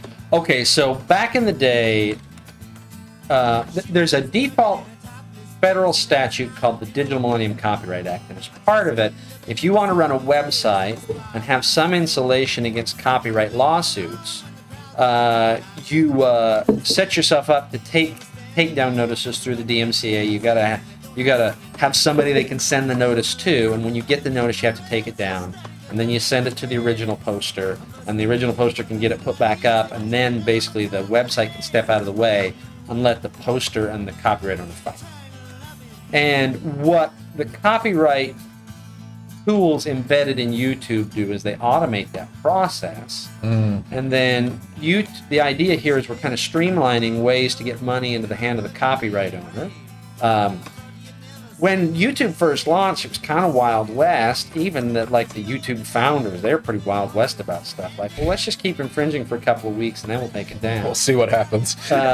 All sorts of quote unquote smoking gun emails like that, and they still want a lawsuit against Viacom, which is the company that makes stuff like MTV and Cartoon Network stuff, or at least used to. I don't know who owns it. And so it's these embedded tools where you can either get stuff taken down, you can get it monetized, etc. And it's a way to automate this process so you don't have to use the DMCA tool. You can use the embedded tools in YouTube. And unsurprisingly, it's a tool that favors, labels and copyright owners with lots of money over the little guys. The man. And we might feel certain sorts of ways about that. No, because it's a pain in the ass to get a false copyright strike taken down, right? And so the little guy gets screwed on that front. But then I've talked to musicians who, they make movie soundtrack, TV soundtrack stuff, and their stuff just gets used all over the place in China. Oh, I think maybe I was going to say dropless sustain. Maybe I was going to keep my star mode longer. I didn't even say hi to my sister. I just said, that's my sister. Hi, Teddy. Teddy, thank you for joining us. Watching with her. Thank you for the follow. I really appreciate it. It helps our viewership and whatnot. But yeah, we also get to watch Jake play a little bit of Rock Band. Talking about copyrights and takedowns. All right, what's the mode called? Clone Hero. Dropless sustain. Dropless sustains. What does that do? This is actually one of my favorite buffs. It requires you to hold sustains all the way through, otherwise you lose the combo. Oh, so it's exactly the opposite. I just made it harder on myself. Oh, here's a list. I have all the modifiers. If you guys want Jake to do one of these modifiers, feel free to request them. Yeah, it's not hard enough. Thanks. I want to know what drunk mode is. It makes HOPOs and taps a little easier and allows anchoring in both directions. Disables score saving. That's very nuanced. That is. Oh. Makes it easier, assuming you're drunk. Strums, all strums on HOPO. I don't know what that is. Do you know what HOPO nodes are? Wow, that is a list. All right. All right, that's a good one. Minos Tally, what's the best D&D campaign and why? That is Jeff Kahn right there. That's who.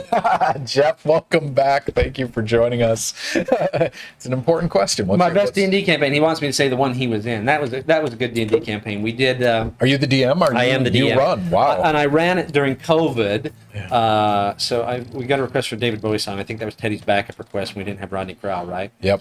We're going to do this on Expert, and we're going to put it on Drunk Mode. Song? Oh.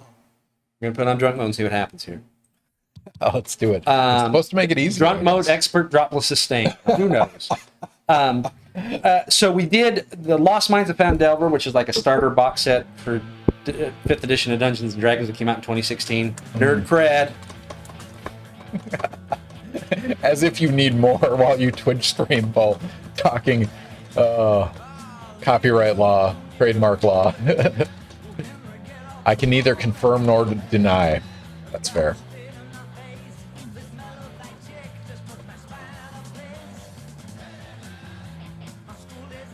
So have you seen any of the like Twitch streams with D&D, like covering that? That's become increasingly popular, actually. So I'm familiar with several of them. I am, and it's a shame to say it in this format, not much of a video watcher. Yeah. Audio podcast, I'm much more game for. I have more time for. Mm-hmm. Video watching consumes too much of my time, and I can't do much else when a video is on. I'm a really bad TV zombie. Yeah. So there are people who can work to a screen, and I am not one of them. That is fair. Yeah, it was surprising. There's like chess and D&D really took off on Twitch. Kind of surprising, but maybe not. I don't know. This whole drunk mode is not doing me any favors at all.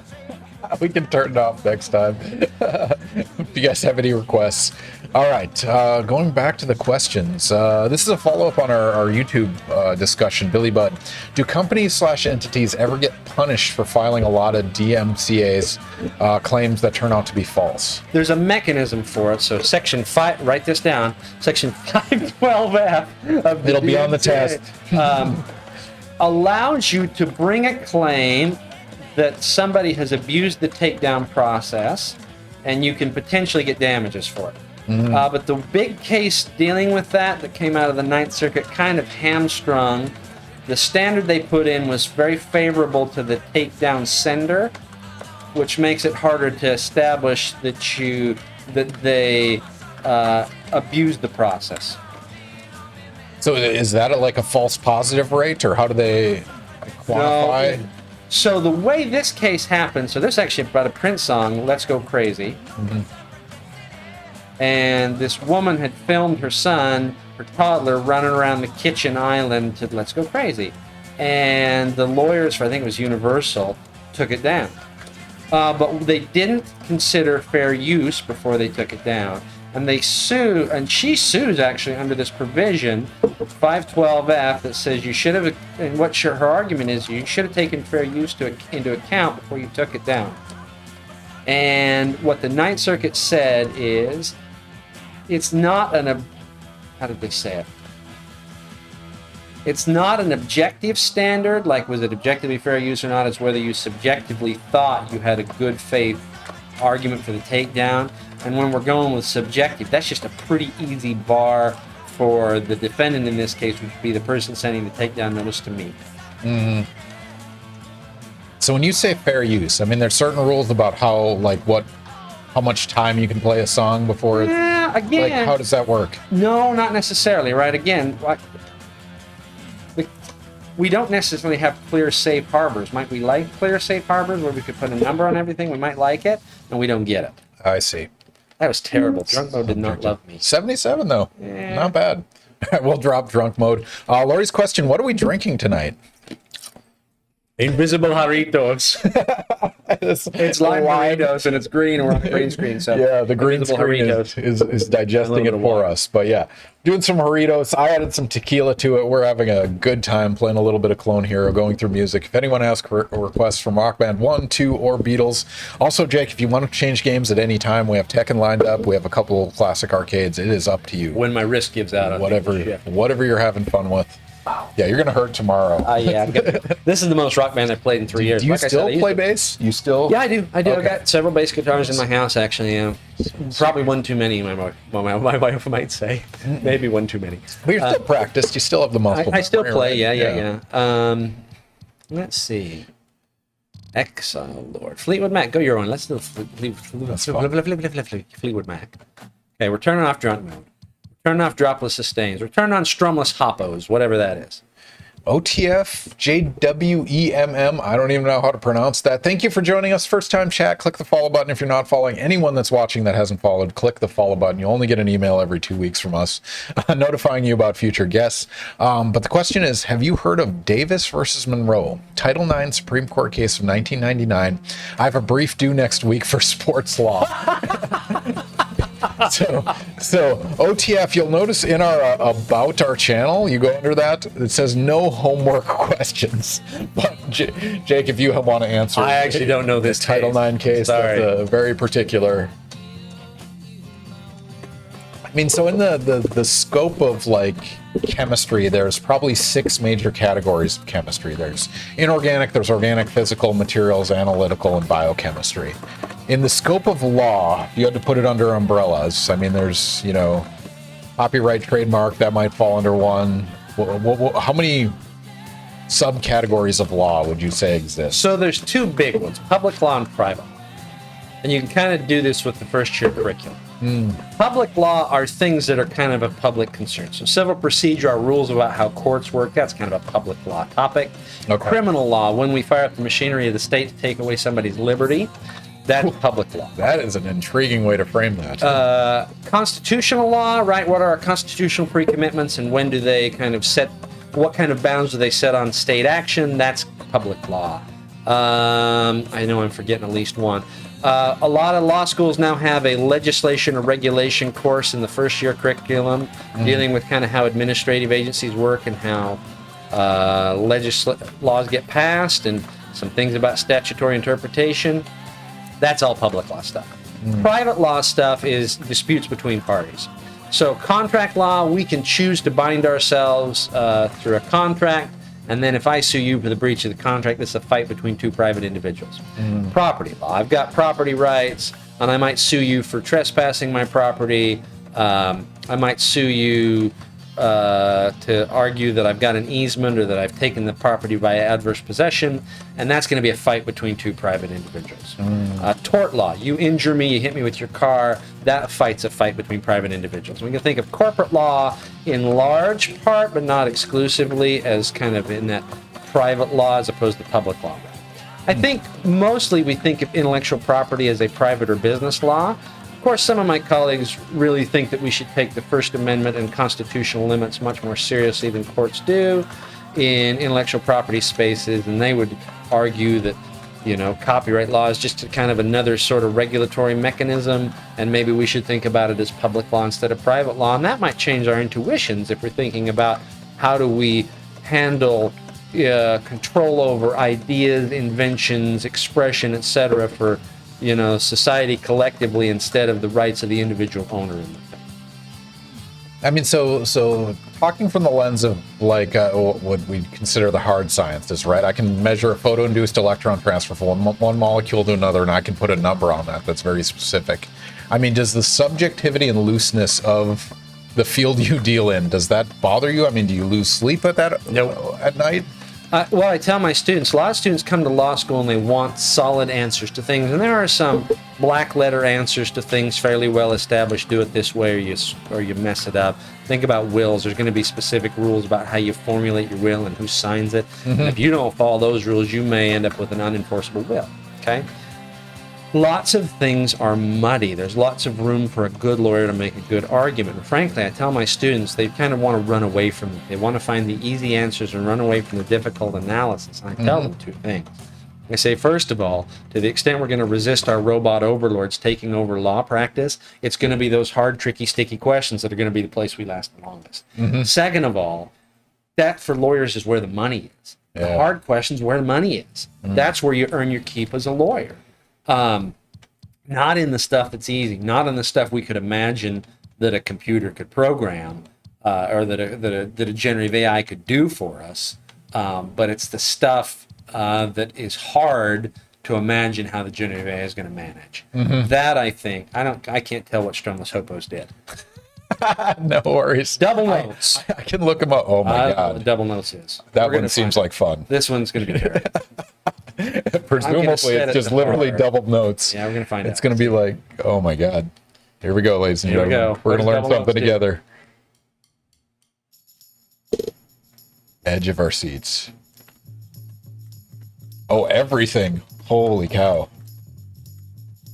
You're playing bass right now, right? Yep. Yeah. This is the reason I don't do guitars. I can't do the double stops. So yeah, this was ill chosen on my part. We all learned something today. I mean, as long Yeah, as you you get warned me. Oof. That's brutal. OTF, my fault, boss. Thanks anyway. No, I was kidding about the homework question. That's just to prevent like Gen Chem students coming in and asking me about acid-based chemistry while Jake plays guitar. But it's more of a no. Good luck. And Twitch, somebody might be streaming about Davis versus Monroe. I don't know. There's Twitch streams for a little bit of everything. All right, Jake. We should do another prediction. Which one do you want to do? Do you want to close the loop on the song stuff? Man, we want another one of those. We're pretty detached from that. Okay. There's probably several out of the loop. Maybe let's skip that one. Go with this one. Frequency of your word use. Sure. That is an intriguing one. I love that you did this analysis. All right. I'm going to put a prediction up there. If you guys aren't following us, click the follow button, get your 300 standard internet units. And it's a lot of pride involved in answering these questions because our imaginary internet units do nothing. But we're going to put up a prediction right now. Predictions are questions we ask the audience rather than you asking our expert. And the expert has written these questions. And the question that I'm putting up right now is higher frequency of word use from 1990 to 2019. And so you scoured all the whatever published literature, magazines, whatever you could get a hold of. Somebody did it for me. Somebody had a collection of words that have been used between 1990 and 2019. Yep. And the question is, which was used more, the word Microsoft or the word Nike? And this is all written, or this is No, there's written, there's spoken, a lot Okay. of different sources. So I might even have in the details there what the corpus is.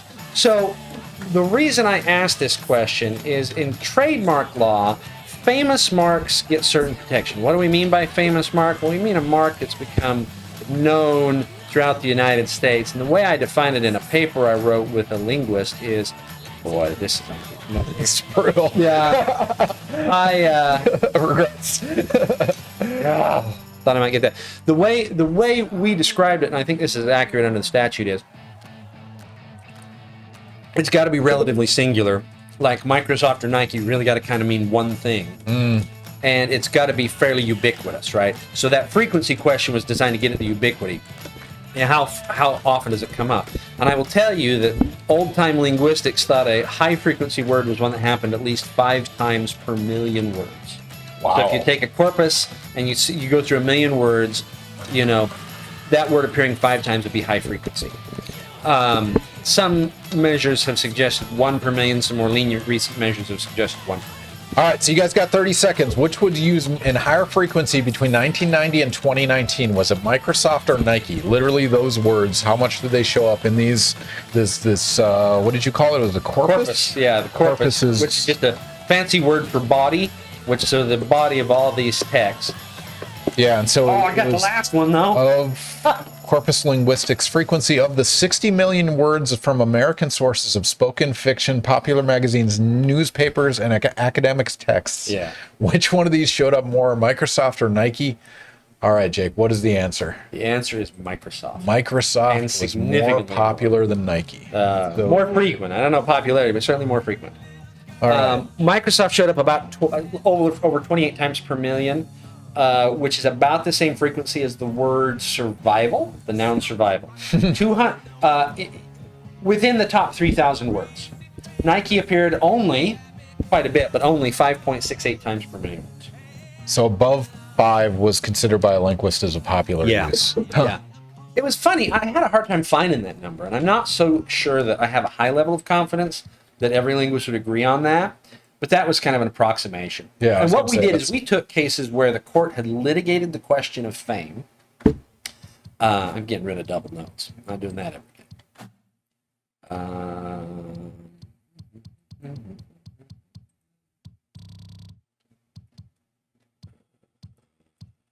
again. You don't have to add modifiers. We'll find out ghosting. We'll see what happens. All right. So what we were trying to figure out is whether we thought corpus linguistics might provide a tool that people could use that would give them a more accurate a quick and dirty first cut at whether a mark was famous or not. That's what we were looking for. Well, that's fair. So Microsoft was used a lot more, 4 times as much as Nike. Yep. I guess Nike rose to fame in the 90s, Microsoft, same timeline, but more famous, and that's... Well, just more frequency of use, right? This is the measure of frequency.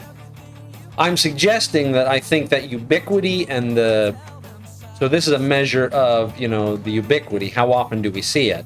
And then the singularity is the other thing. I will tell you, you don't really see uses of Microsoft that aren't related to the Microsoft Corporation. Yeah, makes sense. I mean, so do you happen to know off the top of your head what the most frequently used brand name was? Microsoft. It was Microsoft. The ones I looked at, it was Microsoft. Wow. And it was such an outlier, we took it out of our data, actually. Huh. That is intriguing. I would not have expected that. I mean, so the other end of that spectrum is when it becomes so frequent in use, I guess, like the Xerox, Kleenex, the Q-tip cases. So genericness is a slightly different question, but it's a related question. Mm-hmm. And the thing, excuse me, coughing in the mic, bad form. Genericness is something that happens when the brand name becomes the designator for the product. Yeah. So believe it or not, aspirin used to be a trademark in the United States, and it's still a trademark in some South American countries, for example. But the Bayer company, which had the trademark for aspirin, starts basically using it in a generic way. There's old tins you can find where it says Bayer tablets of aspirin, and they're using aspirin as the name for the drug. Now, the drug is acetylsalicylic acid. Mm-hmm. And pharmacists know that, but your average consumer had started to understand that the drug was aspirin. And so you lose the trademark protection in it. I want to believe that Ghostbusters, the first one, increased the visibility of salicylic acid, because that was a line in the movie. I don't know if you remember that, but I don't. it's a chemistry one. You don't get a lot of chemical names in movies, so that's a classic. All right, we should do the follow-up on that. Okay. We have one that's less than once per million words. Yeah. Same timeline. I think it goes nice dovetails off of that. Yep. So this is a threshold question. If we use that once per million as the threshold, one of these two brands is above the threshold, one of these two brands is below the threshold. All right, so Tylenol or TiVo between 1990 and 2019, which one was used less than once per million words of this corpus that contained 600 million words across spoken fiction, popular magazines, newspaper, academics, texts? Of those 600 million words, which one of these was used less than once a million between 1990 and 2019? Man, this is stuff that I just do not casually think about ever, but I'm glad somebody analyzed it. This stuff gets me up in the morning. This is it. King Gizzard and Lizard Wizard. Oh, I love King Gizzard. I really want to go see them next month. So did no ghosting do anything? I couldn't tell. No, there's no. I can't tell at all. It's so subtle. I can't tell. I'm not going to try to do them on. These are crazy Australian rock wizards. Their stuff's going to be crazy. It's only a 2. I believe it's 2 million. All right, you guys have about a minute left. Which one of these brands, Tylenol or words, Tylenol or TiVo, was used less than once per million between 1990 and 2019 of the 600 million words that they were able to analyze? I love that there's a collective of 600 million words that you can analyze, which is amazing. Oof. Some solos. So Clone Hero, I guess this doesn't have the solos that Rock Band did. Well, still had the notes, but not the solo region or whatever it was. You don't really get. Well, you do sometimes get bass solos, but not a whole lot, right? That is fair. All right. Also, if you guys have any questions for Jake, put them in chat. We will get to them. I promise. I think we've answered everything so far. But if you have any additional questions for us, we are happy to answer them as we play a little bit of Clone Hero, doing some Rock Band 1, 2, and Rock Band Beatles. At least that's our song set list. And I think the notes are the same. I think it's direct port from those guys. So, yeah. All right. The question has closed. Which one of the two was used less than once per million words, Jake? Is it Tylenol or TiVo? Tylenol. Which is crazy. Evo was a flash in the pan. Tylenol is a mainstay of American culture, and yet Tylenol is less than once per million. And again, that threshold might be pretty stiff. One of the things we concluded is if you look at the cases where the trademark owner was able to establish fame, almost all of them end up at above 0.87. And almost all of the ones where the fame was not found, if you look at quartiles, so you divide it up into 4 quarters, the first 3 quartiles are basically all 0 for the ones that were not found to be famous, so they don't even show up in the corpus. And then for your tail, you get a couple that are up into the 5s. And so what we kind of thought is you could set one of 3 thresholds kind of depending on how forgiving you wanted to be. And if you think the courts have more or less got it right and we're just trying to find a test that reflects what courts have been doing, that 0.87 threshold, which would keep Tylenol in the famous bubble, would be a good one. But those higher thresholds that are really more kind of set by the linguistics literature and not trying to reverse engineer from trademark cases would be less forgiving thresholds.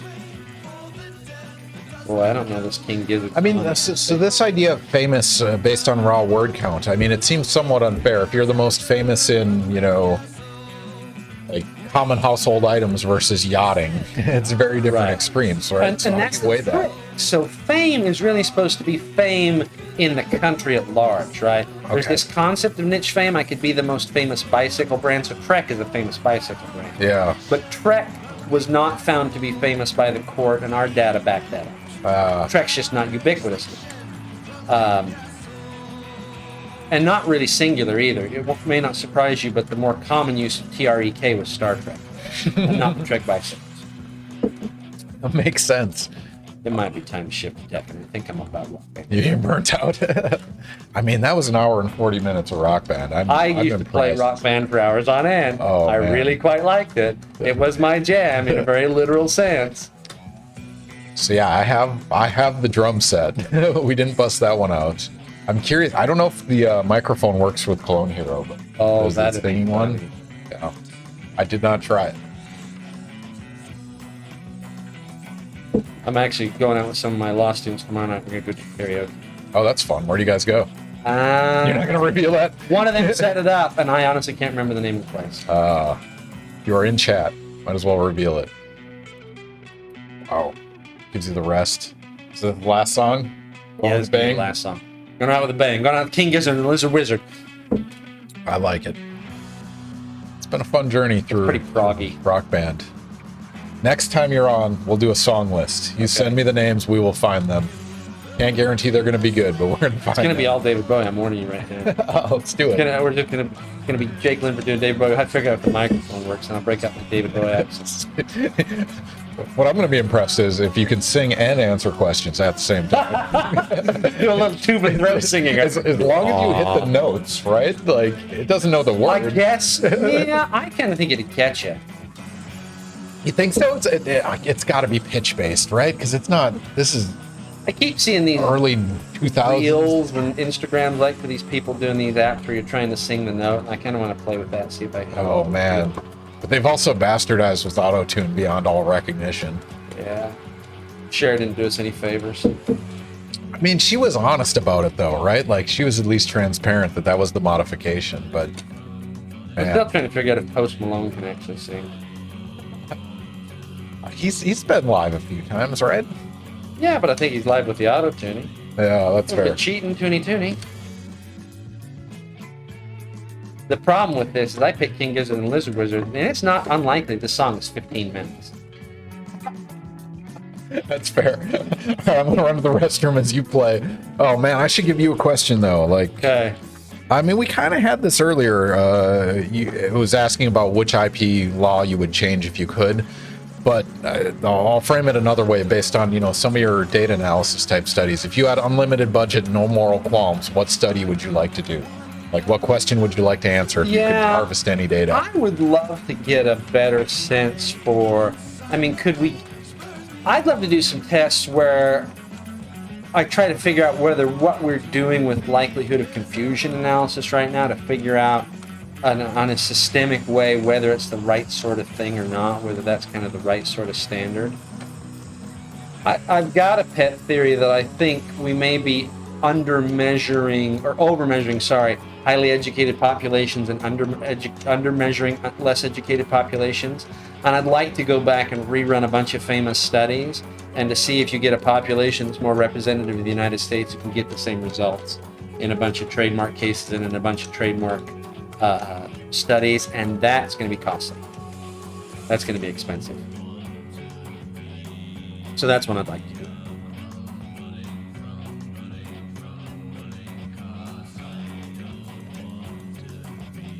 So you missed my awesome answer. I told you the secret life of the universe and everything. Give a cliff notes of.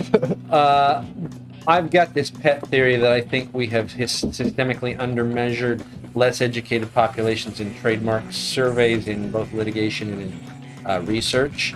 Interesting. And I'd like to go back and rerun a bunch of studies. But to rerun some, we had to have a bunch of money. That's the survey mechanism is not. No, the populations.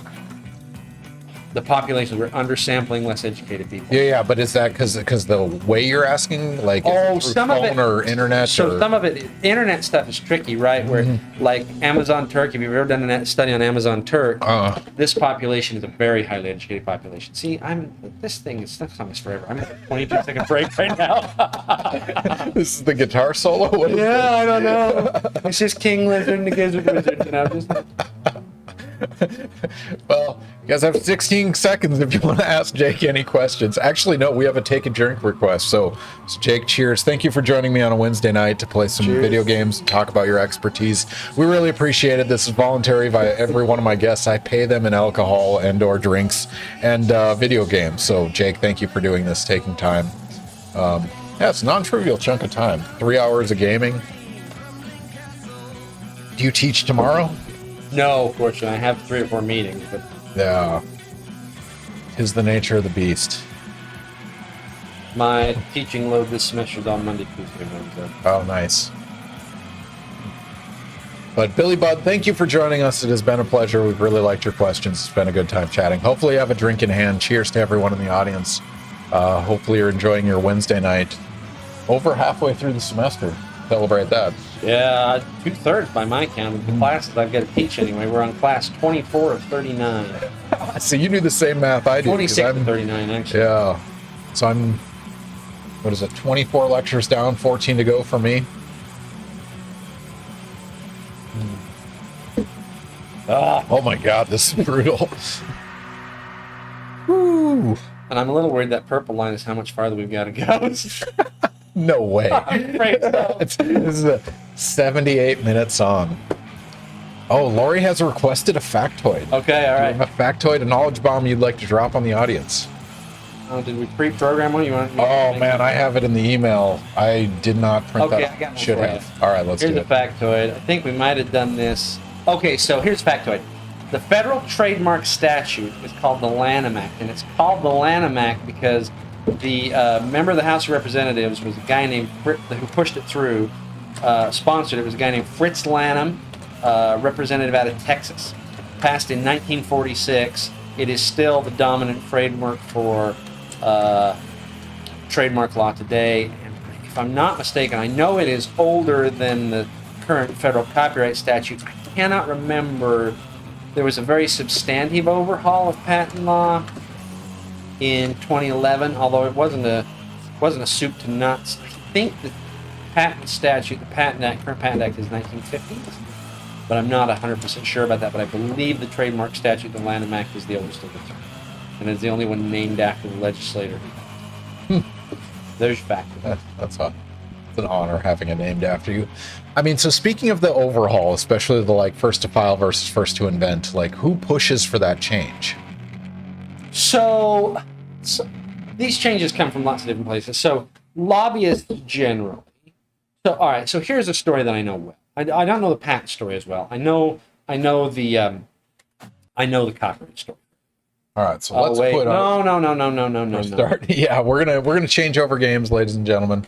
So here's the story. So quit out of that guy, and I'll take over from there. In the late 90s, the Copyright for Steamboat Willie, the first Disney Mickey Mouse short, was about to expire.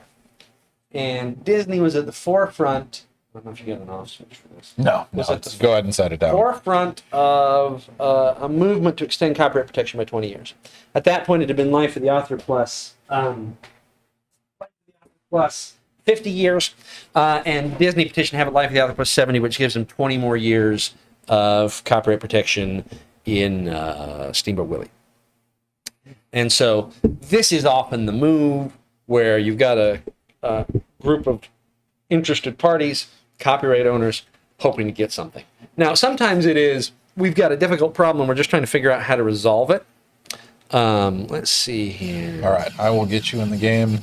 9 credits. We got free quarters with button pushes. All right, awesome. All right, we're playing the arcade version of Tekken. This is the only arcade game I've ever beaten in my entire life. How many quarters did it take? Oh, I'm sure I spent $50 trying to beat this game. I'm embarrassed to say it. $50 in one sitting? Oh, no. Over the course of months. The Student Union at the University of Utah. Volume's a little low. I'm going to turn it up. You guys let me know if it's too loud. All right, sorry, I interrupted your train of thought by putting Tekken on the screen. That's all right. What right. are we talking about? We're talking about Steamboat Willie. All right, so sometimes you get a problem like, internet firms, future streamers, YouTube and etc., they were quite worried about, all right, body slam. King's supposed to be a wrestler. He's wearing a leopard mask. He's from South America. That's the lore. We need to know the lore, ladies and gentlemen. Although he's maybe a furry, I don't know, right? 'Cause he's got the tail. Maybe this is his persona. It's his first suit. Pretty furry, I don't know. Anyway, Steamboat Willie. So that's the Steamboat Willie story in a nutshell, right? There was a question: there was a guy who actually sued over that extension. Does Congress have the power to grant the extension? The court concluded, yes, they do. I win. Anchor walked. Yoshimitsu, you've been defeated. All right.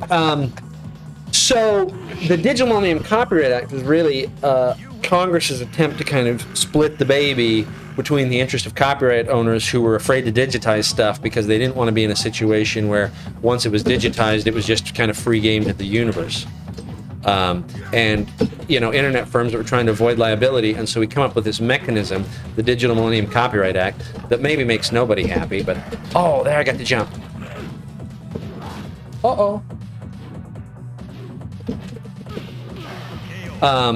And the Digital Millennium Copyright Act is kind of this middle ground. We talked about it before, right? This is a way for a copyright owner to get stuff taken down off the internet, and then we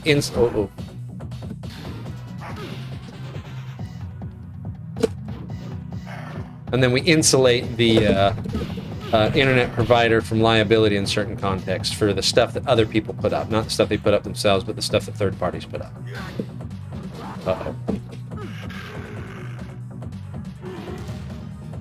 And one of my favorite parts about things going into the public domain at some point is that inevitably any childhood whatever gets turned into a horror movie. Yeah, so this was the Winnie the Pooh thing, right? Yeah. And this is one of the things Disney was trying to resist. Yeah. The other thing is, and I'm a little surprised that copyright owners, well, I'm sort of surprised, I'll tell you why, that copyright owners don't go after this, but porn parodies, right? Yeah. So there's a ton of porn parodies of all sorts of franchises. Yep. And the copyright owners really kind of stay off it. Now, there was a district court case that was decided in favor of kind of an anime Star Wars porn parody. Mm-hmm. Apparently 2 rounds, then they get too tough for me to beat. Michelle's going to trump me here. Yep, there she goes. And I think one of the reasons they don't sue over these is they're just trying not to draw attention to it. I was going to say Streisand effect, right? Yeah, You're exactly. just avoiding visibility.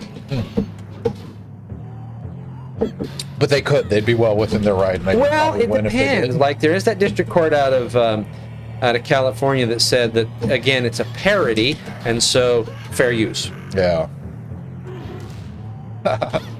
Man, I want somebody to take this to bring it to the Supreme Court. Let's do it. So there is an apocryphal story, I think it's actually true though, that the Supreme Court through the 60s ended up watching a bunch of pornographic films, trying to figure out in each case whether the government could regulate the film or not. Yeah. Finally, they articulate in the late 60s in this case called Miller, a standard for, this is their obscenity standard. Government can regulate stuff that's obscene. It doesn't get copyright. It doesn't get First Amendment protection against government regulation. Obscene, loosely defined. Yeah. Prurient interest is kind of the tag. Okay. Prior to this, the Supreme Court had basically been watching dirty movies in the basement of the court.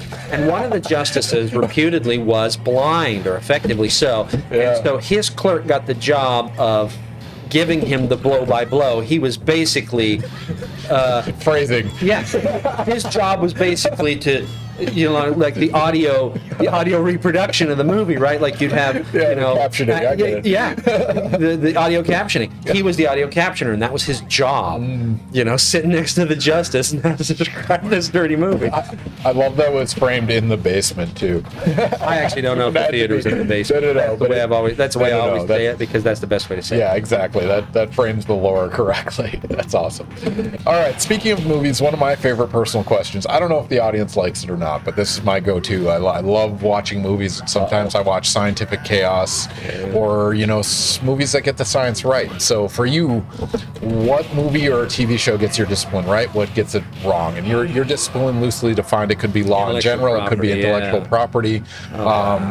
We could go from My Cousin Vinny and A Few Good Men to like the Tetris movie. Everybody I know that teaches evidence loves My Cousin Vinny because it's a great way to teach evidence. I've heard that. It's just a good example of actual capturing court processes, which is crazy. I'll tell you a good one, actually, an interesting one was the Lego movie. Because there's this dynamic between things have to be kind of static versus creativity, right? And this question of stasis versus creativity that's kind of embedded in the kid versus the dad using the Legos. And the Lego movie really kind of highlights that very well. Oh, that's interesting. You chose the abstraction of... Yeah, that's Barbie movie was interesting. I mean, it brings up kind of some questions about branding and identity and how we interact with artistic artifacts. I never did like Law. He's a pain in the goodness.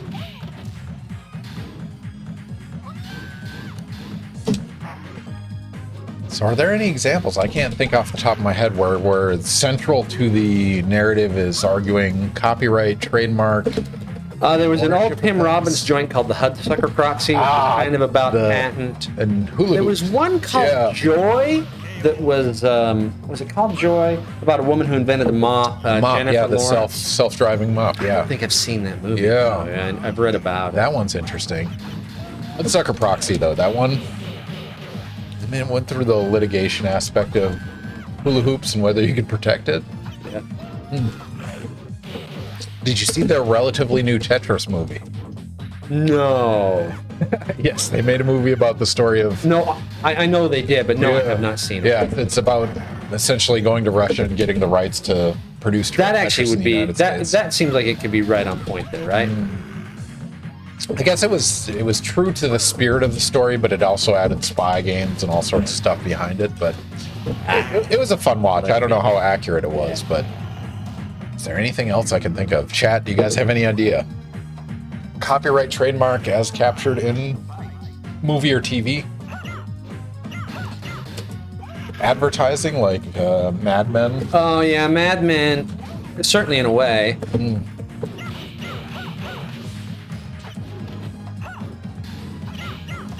I mean, I guess to follow up on that, do you have a favorite?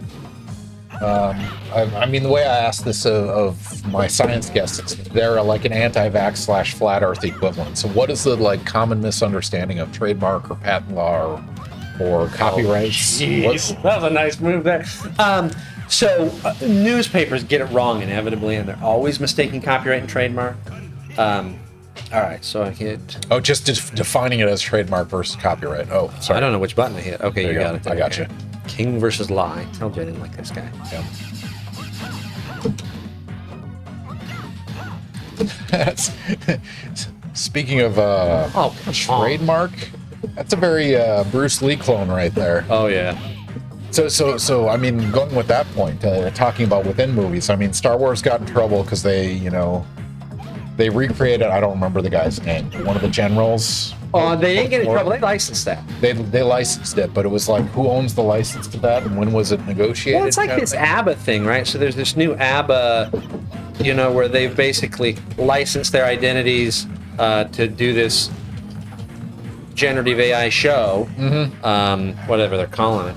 I had a student ask me the other day, do I think David Bowie's likely to... the ghost of David Bowie. Yeah, that's the sort of thing that David Bowie's estate might sign on for. I can imagine it. Man, who was that? That was like early 2000s where they started doing the like live hologram shows where they had the projector screen, and that was controversial. I mean, is this sorted out in the land of intellectual property? So to the extent there's a posthumous right of publicity, and that depends on the states, right? Then you can license that right of publicity. So Jimi Hendrix's state, for example, is pretty aggressive in policing Jimi Hendrix's right of publicity, and I could imagine potentially them deciding, whoever's holding the rights here, deciding they wanted to. I forgot that Nina does that kick. It's bringing you back. How long has it been since you Tekken? Tekken 1, I might not have played Tekken 1, certainly since I graduated from the University of Utah in 1996. All right. Yeah, I played a little Tekken 4. That was a fun one. That was I like that one. That was an arcade. That was PlayStation, if I remember correctly. I really am fond of arcade. I really kind of like the feel of an arcade over a video game. Well, how does the joystick feel? It's pretty good. Yeah, I picked this up online because I had enough guests asking for an arcade, and it just didn't feel right playing on a Nintendo controller. It's not the same, especially if you're a video game purist. But yeah, we're playing the arcade version of Tekken, and we have a controller. Actually, Jake, if you can hold that up for the audience, if they can see in the camera. There you go, like an arcade pedestal. This is what they use for like Smash Bros when they play live. You want to restart me there? Yeah. You versus me. Yeah, although I don't know. You're not wasting anything tonight. A little bit. There we go. Lori asked, what about SVU episodes that announces prior to the episode that this is a fictional story but is clearly an Epstein case with different names? So that is interesting. Yeah, so that's a move they have to make. One of the interesting things, so one of my co-authors in a project he did with somebody else, so he would say this is a place where this is a flat Earth problem. A movie company will license life rights from you. And some of this is right of publicity stuff, right? But some of this is just the facts about your life, and whether whether they have to pay you for this or not kind of depends on how broad your rights are. And their take is, look, the stuff that people sell as life rights, oftentimes you don't own them, but the movie studios, just to be clear, and sometimes because they're buying your participation, they'll pay you for it. And they shouldn't have to. That was kind of their takeaway here. I mean, so going back to that idea, I don't remember what the exact, I mean, there's a very technical term for it, but it's like this, in writing about someone that's real, you do like they have a tiny dick or something in the text, right? Yeah, where you can defamation. But it's like if you do that, then it's not actually them. It's like a qualifier you add. No one would challenge it because it'd say it's too similar to you.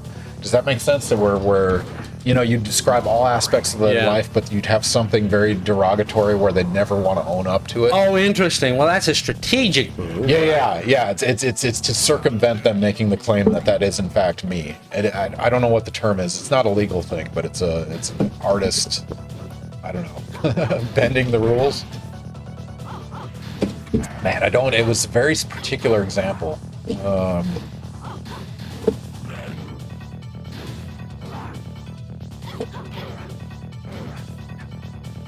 Like in the Help, Two Slice Hilly. I don't remember the Help that well. That's bad strategy. Slice Hilly. Oh. It is. It's called the small penis rule, an informal strategy used by authors to evade libel lawsuits. It's described in New York Times in 1998. For a fictional portrait to be actionable, it must be so accurate the reader of the book would have no problem linking the two. Thus, he continued, libel lawyers have known it as the small penis rule. One way authors can protect themselves from libel suits is to say the character has a small penis. Now, no male is going to come forward and say that character, very small penis, is in fact me. I've never heard that before. That's good. I can see the strategy. You want to give me another life here? Yeah. Nina is my... I mean, so that's just relying on someone's like ego, because they could still legally pursue that, presumably, right? Man, there's a trademark case really about Trump's ego. So this guy wanted to get a trademark in Trump Too Small, and to sell T-shirts that say Trump Too Small. And the problem is you can't get a trademark in something that is somebody else's recognizable name without their permission. And Trump is Trump, and everybody knows who Trump is, right? And this has to do with that whole embarrassing scene where Marco Rubio is, trying to attack Trump about the size of his member on stage. We kind of lower the dialogue. Yeah. Oh, I don't know if I'm gonna beat her. I'm gonna get trumped all night here. All right, let's try again. All right. And so here was another question where, his claim was because you'll only grant permission to people that make positive uses, that the law necessarily is unconstitutional because it bars criticism. Now, you can make your criticism without a trademark registration. You don't have to have a trademark registration to sell a T-shirt that says Trump Too Small. And the court doesn't buy the argument. And they do not find it unconstitutional.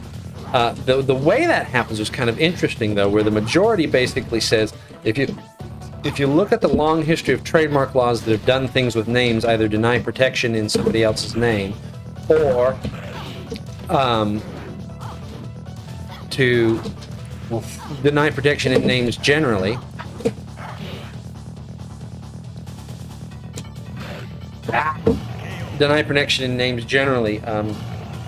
that history suggests to us that there's not a constitutional problem because they just coexisted for so long. And the dissenting justice, or the concurring justice, so they concur in the outcome, but they want a different test here. You want to go ahead and restart? Yeah, sorry. I'm not going to beat her, but let's try it again. No, infinite quarters. Let's do it. Lori, I feel like this video game music was stolen from a Bananarama song. Speaking of copyrights, which song? I don't recognize it, Lori. That's awesome. Sorry, anyway, concurring judges. Wanted to do a test where we ask basically whether this regulation is consistent with the purposes of trademark law. I'm your Venus. There we go. Sorry. Interesting.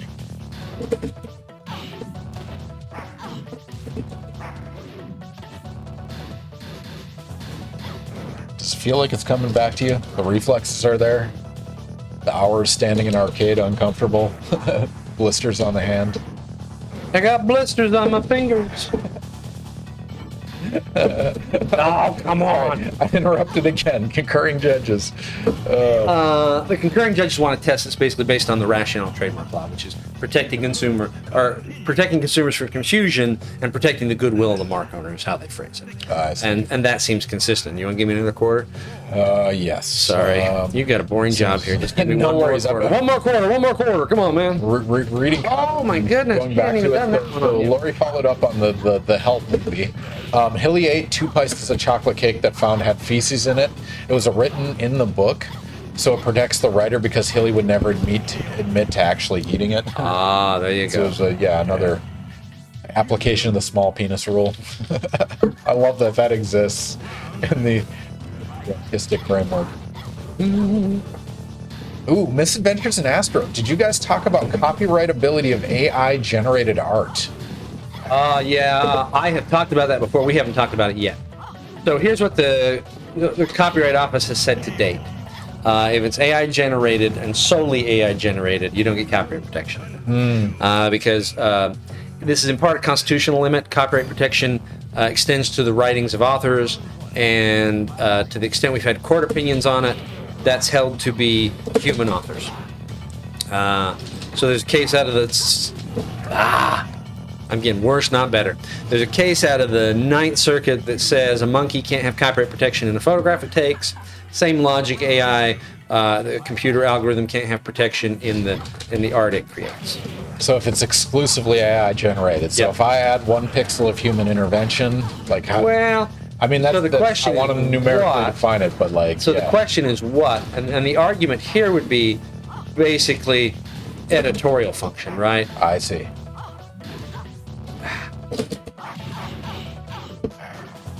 So we've run across this in like journal submissions now because it's like TOC image can't be generated by AI or something like that. I even had a scenario where I submitted a letter of recommendation and they made me confirm that it was not assisted or written by generative AI. And so is that the new normal? It's just add the qualifier it can't be assisted? Yeah. Well, you can have it assisted, right? But if you're arguing that it's completely AI generated, you're not going to get any protection in it. I'm about to go play Frogger. She's making me crazy. Oh, man. There's a point at which I start kicking the machine. Well, one thing I want to do, I want to give a shout out to Tekken because this was, I mean, it got lost to Mortal Kombat. Arguably won the big picture of visibility and things like that. But Tekken was one of the few ones that did like 3D rotations and it had motion. It had 4 buttons for the different limbs. Like this game is pretty spectacular. Oh, I loved it. But you're not tearing out spines, so what's the point? No. All right. Let's play Frogger. All right, it's time for some Frogger. Yeah. All right, we're going to transition. I'm going to give you a question so I can find open Frogger.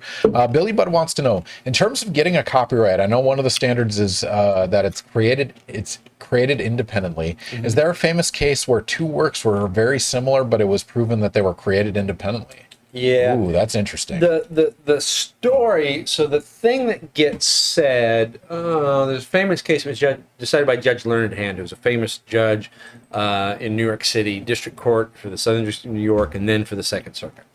And Judge Hand, I'm trying to remember, does he do the ode to the Grecian urn metaphor? What Judge Hand says effectively is you could imagine hypothetically. Author number 1 writing ode to a Grecian urn, and author number 2 sorry about not that, seeing killed any headphones. the original poem, but writing it, right? And if you think about that old thing we say, you take 1,000,000 monkeys and you give them 1,000,000, or infinity monkeys and infinity typewriters, eventually one of them is going to write the complete works of William Shakespeare. Mm-hmm. It's more a meditation on infinity than anything else. So here is a potentially famous case on this point, sort of on this point. It gets to the infringement question. So if you want to prove infringement, you've got to prove 2 things. Well, you got to prove that you own the thing, and then you got to prove that the infringer has access to it, and they're substantially similar. And there was a case where the Bee Gees were accused of... Yeah, I'm ready. Where the Bee Gees were accused of copying the song of this guy named Sal. And Sal, he's playing Holiday Inns in Chicagoland.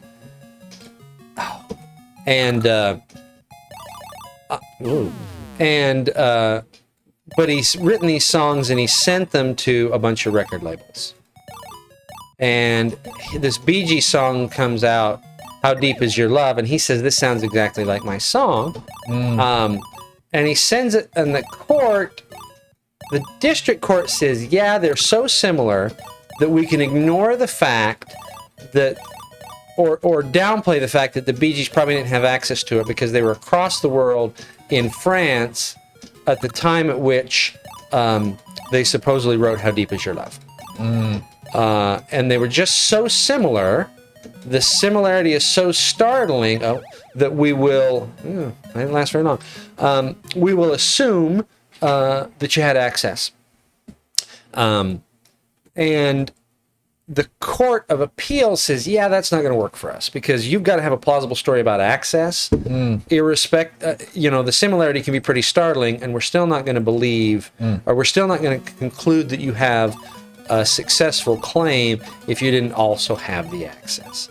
And so here you could imagine a court saying, I think these songs sound exactly the same, and nonetheless, the plaintiff doesn't have a plausible access story, and therefore the defendant wins. And that's how I think it would be more likely to cash out. Uh-oh, I've made a terrible mistake. That's the nature of Frogger. Those of you guys that are not familiar with Frogger, you're trying to get a frog across the screen without dying. So he's got to cross the freeway and the busy cars, and then he's got to jump across the water using... I don't know if I wanted that bug or didn't want that bug. Oh, well. I don't Missed my opportunity. Because like in the Nintendo version, there's like a frog girlfriend that gives you an extra life or I something. kind of think know that what was my is. baby. That's Yeah. my baby. That's It my might boo be right the there. case. Yeah. Misadventures. I wish other people had as good a volume. Misadventures. I have an advantage, a distinct advantage, is that I'm not playing the game, so I get to modify stuff in real time and get to correct the picture and the audio, because it is really hard to play and talk and do all that crap simultaneously. Because if you saw the setup, it is absolutely ridiculous. Oh, I was there, man. Absolutely overkill. With that said, man, it is so good to be back in the comfort of my own home with this setup, because last week we were at the Challenger Center streaming live from the IMAX Theater. Don't get me wrong, playing video games on IMAX Theater, that was incredible. Hey, I got past the level. Transporting this, plugging in 32 USB ports and crossing your fingers and hope they work was so stressful. I was not having a good time necessarily doing that, but yeah, it's good to be back. And Jake, thank you for joining me. It's Thanks for the it's been a invitation. pleasure. We played some Rock Band, we played some Frogger, playing some Tekken. Oh yeah, the alligator. I forgot about that Oh, I thing. forgot about that. That's rude, man. That's how they get your quarters. How dare. See, kids today are soft because they never had to deal with the hard mode. That there was no easy back in the day. Misadventures is redeemed. Take a drink. So, Jake, cheers. Do you want another one? Yeah, I can use another Doritos if we got another one in there. Yeah. We're out of line, but let's do the. Sure, tamarind. I've Yeah, never yeah. had tamarind. Where does this come from? What is the? I don't know. I assume it's kind of an orange. I don't know. We're going to find out. I appreciate that. Let's be adventurous. Tamarind it is. Oh, man. I drowned my lady friend, too. Darn it all. Totally drowned her. Taking a drink. Oh yeah, cheers. Oh, dead frog. Misadventures, thank you as always for joining us. It's always a pleasure. Glad we could discuss flavor some soda. question. Misadventures, just struck me that it will be interesting to see how libel laws interact with AI. Yeah, I think that will be interesting. Why? What like frame a scenario that we're concerned about? So here's the scenario. I populate a generative AI and it starts to tell lies about people. And so who's liable? Is the you can't sue the AI itself, probably. Can you sue the firm? Perhaps. The firm didn't do it. It just empowered the AI and the AI started making up stuff. So here's a recent example that might lead us on the path there. I don't know if you remember the chat bot that Microsoft tried, 3, 4, 5 years ago called Tay. Turned out racist.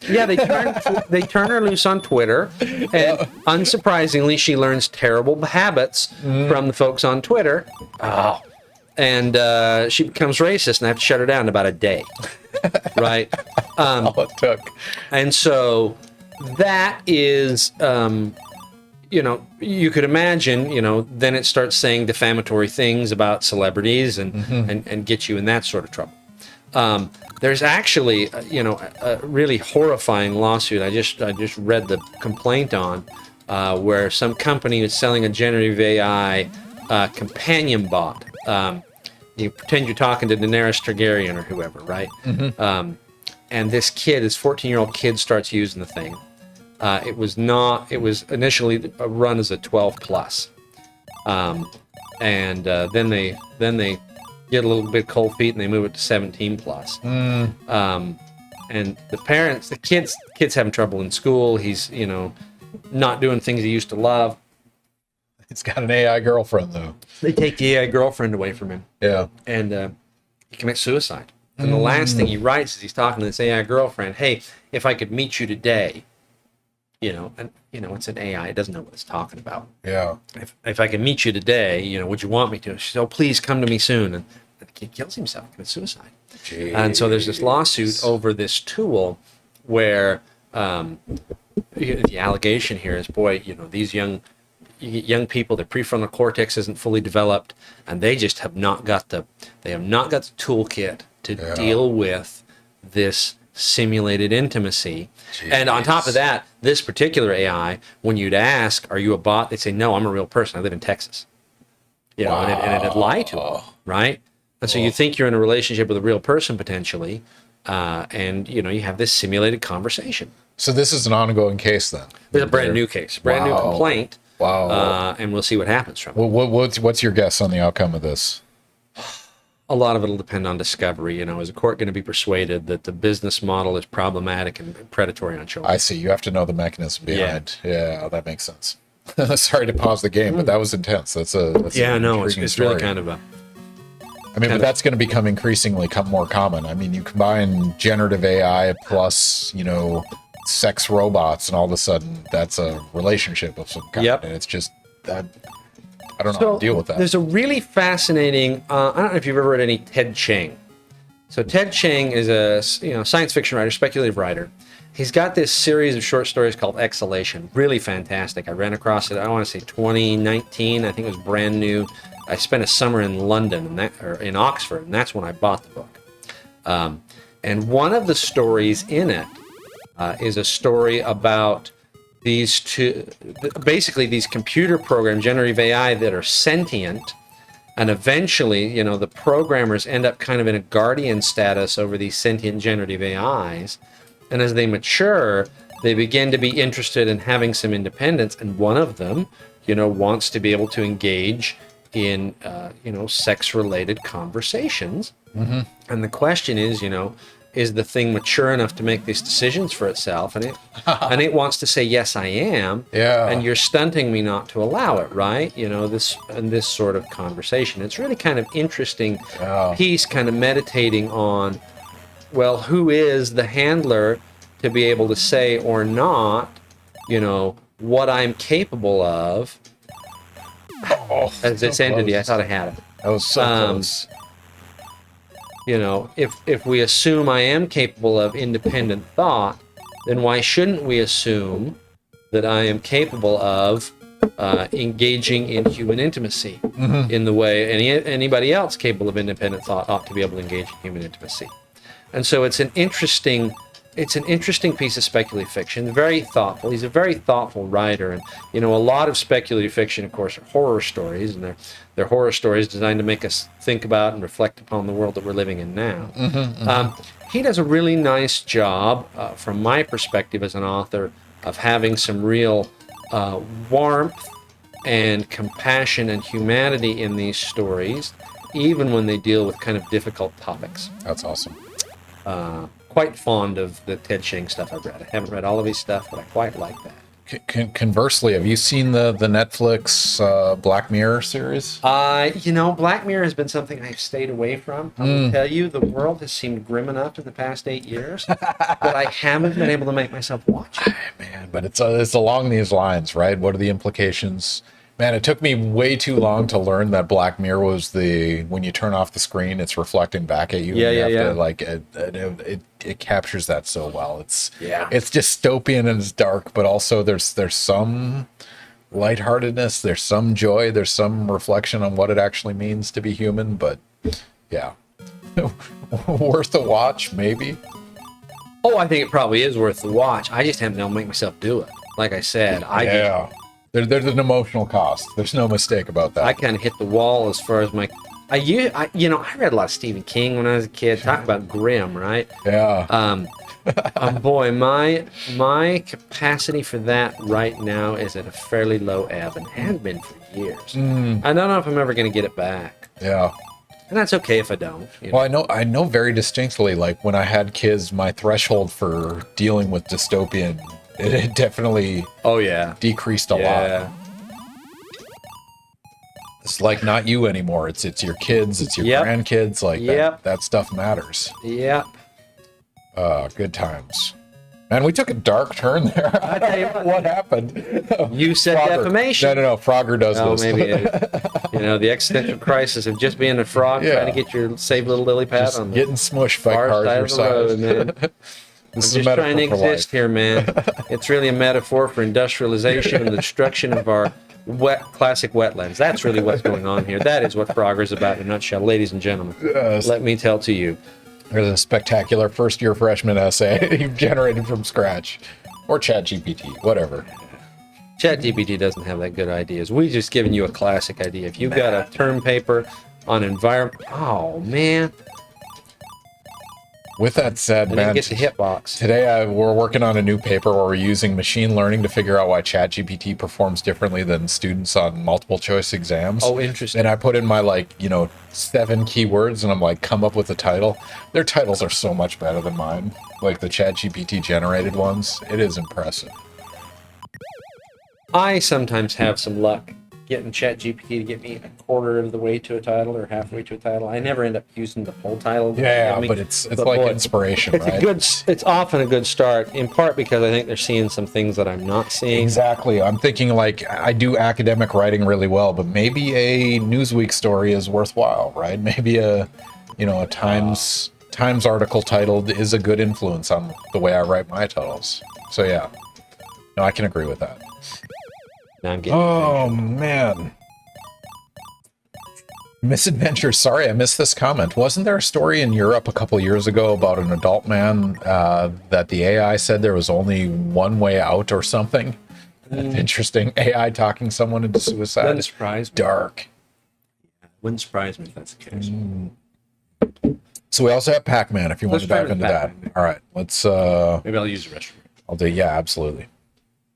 All right, but yeah, if you guys have any questions for Jake Linford, put them in chat. I'll make sure he gets them. He's an expert in, trademark, copyrights. He's happy to answer anything related to those. While we play, we're going to switch over to Pac-Man right now, actually. There we go. Yeah, I'm super excited. We got an arcade joystick for the arcade emulators. I also have a new light gun emulator, which I'll play in like 3 weeks because I'm the guest on Ask a Scientist Gaming, which will be really fun. But yeah, if you guys have any questions for Jake as he uses the restroom, we'll come back and play a little bit of Pac-Man. I'm going to change the stream title.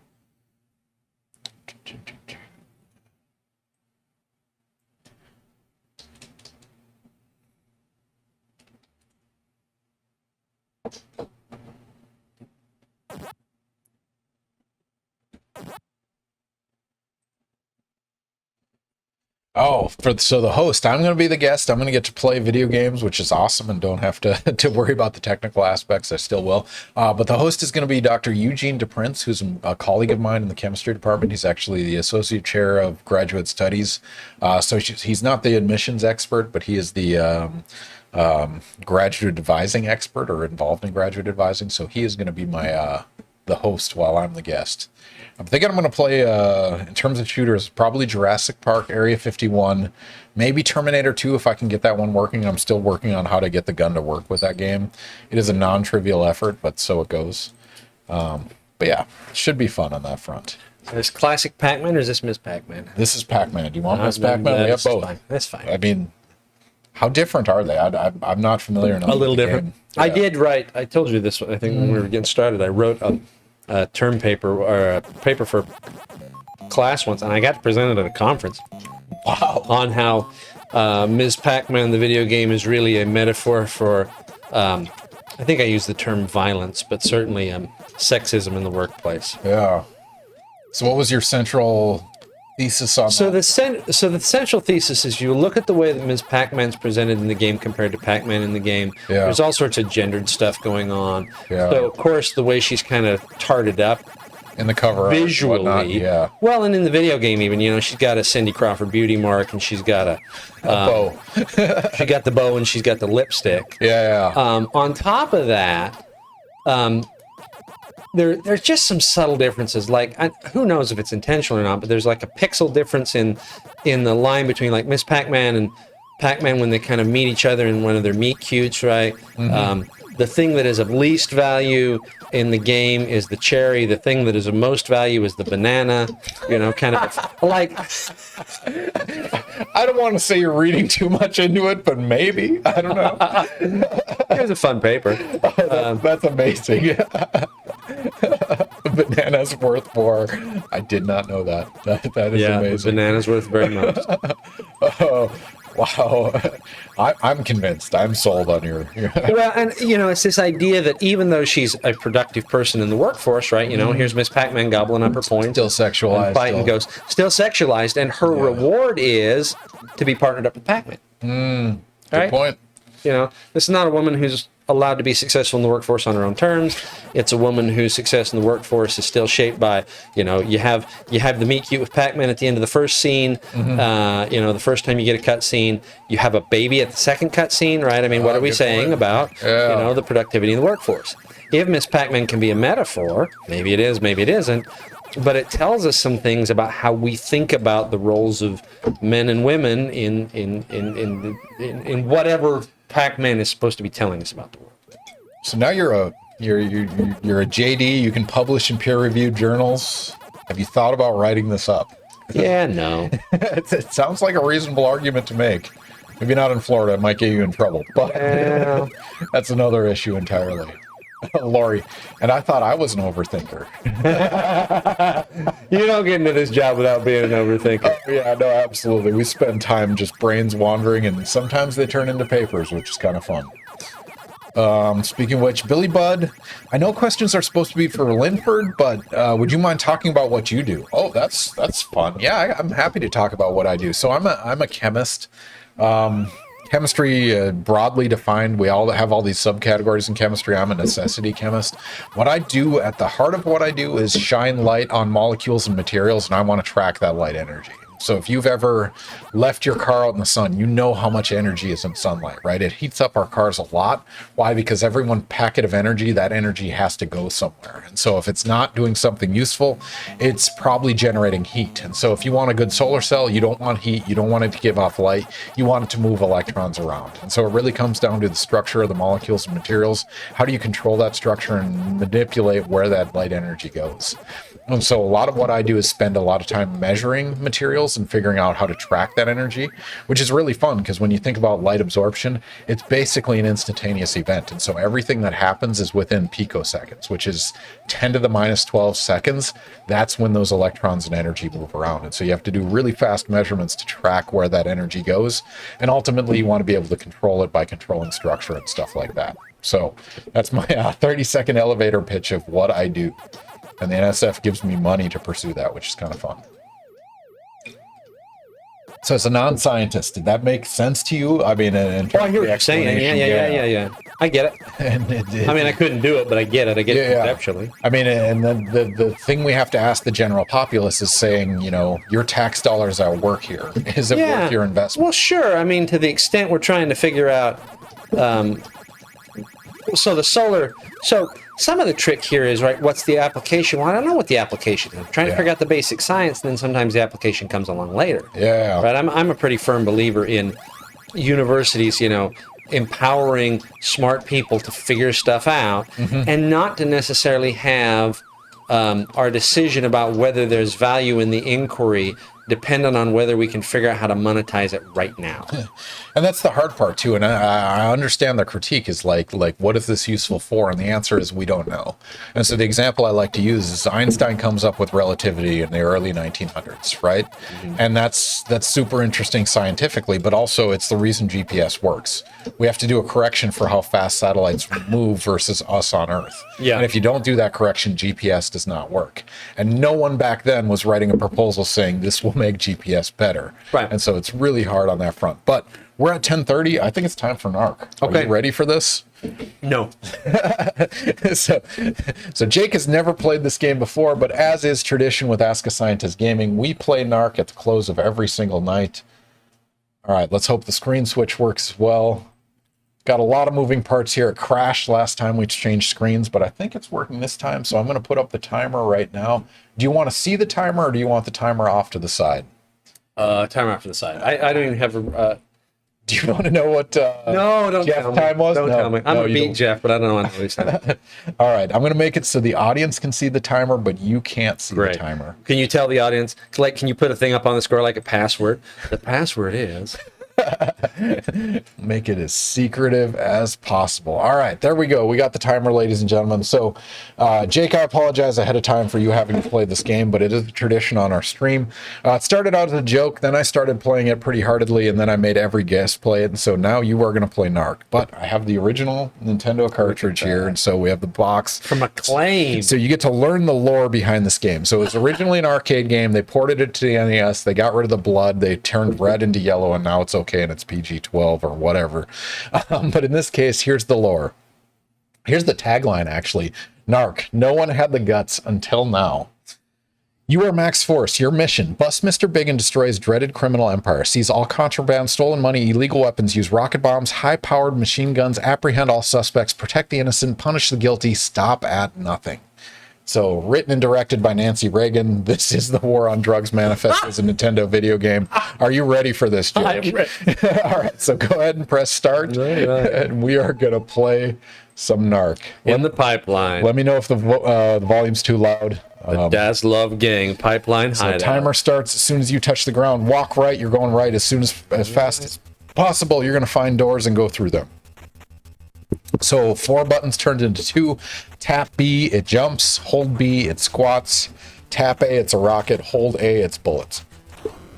And this is Narc, and you are winning the war on drugs. You remember the 80s when they just shot drugs at you? Just say no, man. Go up through the door. Just say no. I love the fact that you're going through that door. Go right, you're going to find a red key card. I love the fact that it's been demonstrated over and over again with peer-reviewed research that the DARE program has effectively increased drug use, not decreased. Is that right? Absolutely. It is definitively a bad program. And one of the reasons they hypothesize it's bad, so keep going right. Killing people has no advantage in this game. Well, at least not most of the people. So grab that red card on the ground, go right, you'll find a door. One of the hypotheses behind that is that they basically treated all drugs as equally bad. And so it was like, you know, if marijuana's okay when I tried it, maybe heroin's also okay. And so it was like they've stigmatized drugs to the point that it's dishonest. And it's like an abstinence-only type education that never, ever works in any subcategory. So hit that red safe card, then go through the door, and level 1 down. All right. I got a bust, 5,000 points. You're on pace. Sarge, I'm getting him out. You are 30 seconds behind the world record. The world record? All right.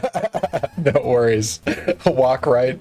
All right. If you guys want to distract Jake while he plays Narc and tries to win the war on drugs, careful, you're being shot heroin needles at you from these random people. Oh, is that what those are? Yep, those are needles. Those are expensive, man. How do they dare throw heroin needles at me? All right, exactly. That's the problem with DARE. Where was all the people that were going to be offering me free drugs randomly every moment I walk out on the street? That never came to fruition, and I'm upset. All right, we're going to do another prediction because Jake spent all the time doing these predictions, and we haven't gotten through all of them. All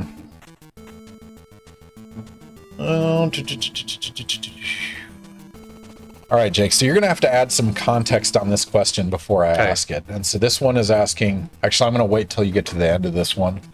So you're going to get close to the door, and what you're going to have to do is shoot the guys in the black coats or black outfits with bullets, and one of them is going to drop a blue card.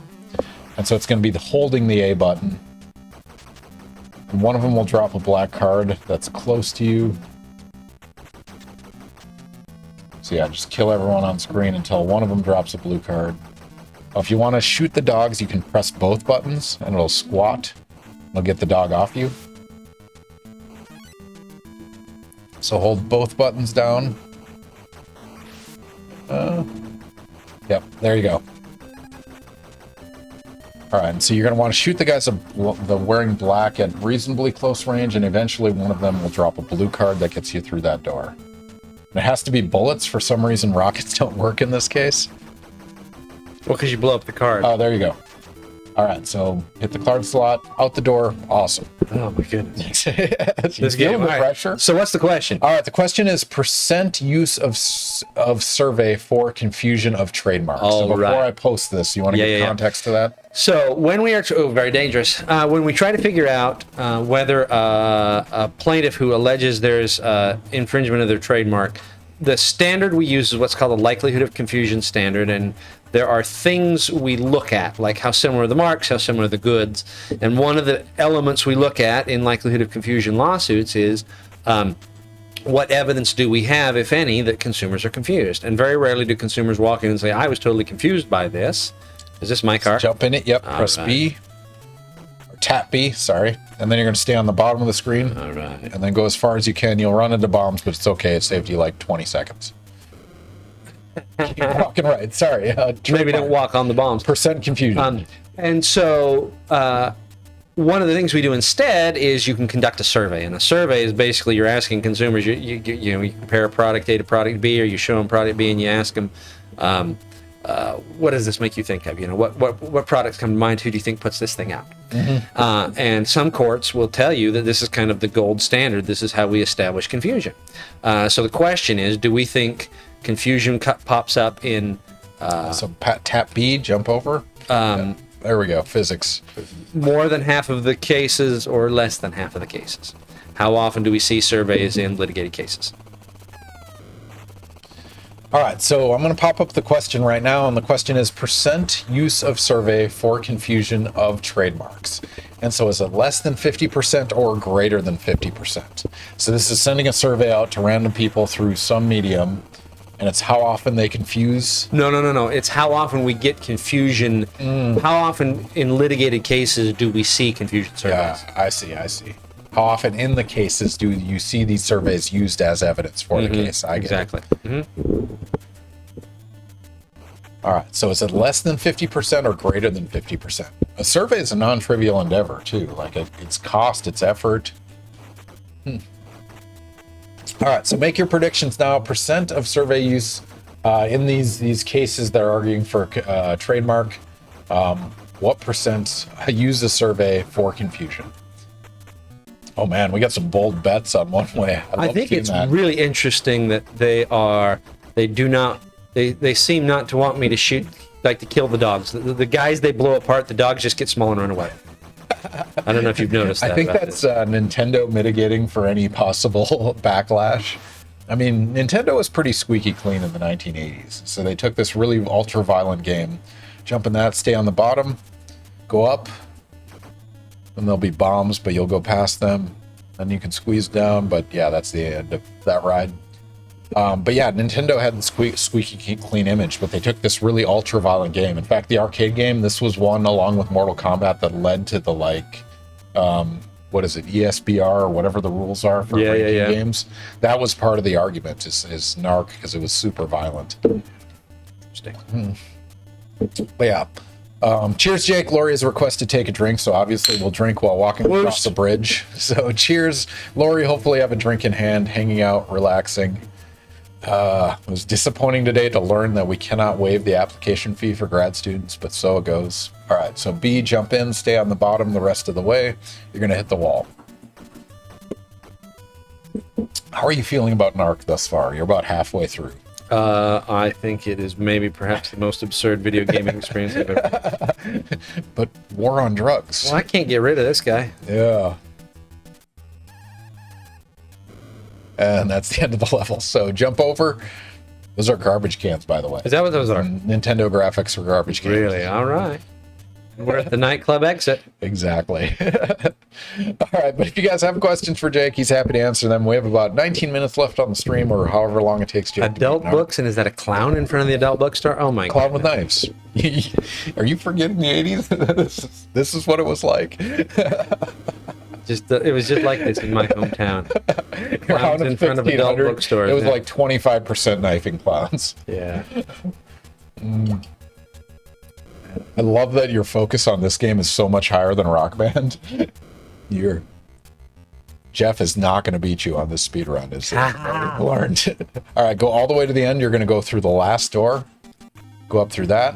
You'll walk right and get a silver card. At the end of this level, you're going to exit the door at the top. But that door is touchy, because if you keep pressing up, you'll re-enter the door. Nice. So there'll be a silver card here at the end.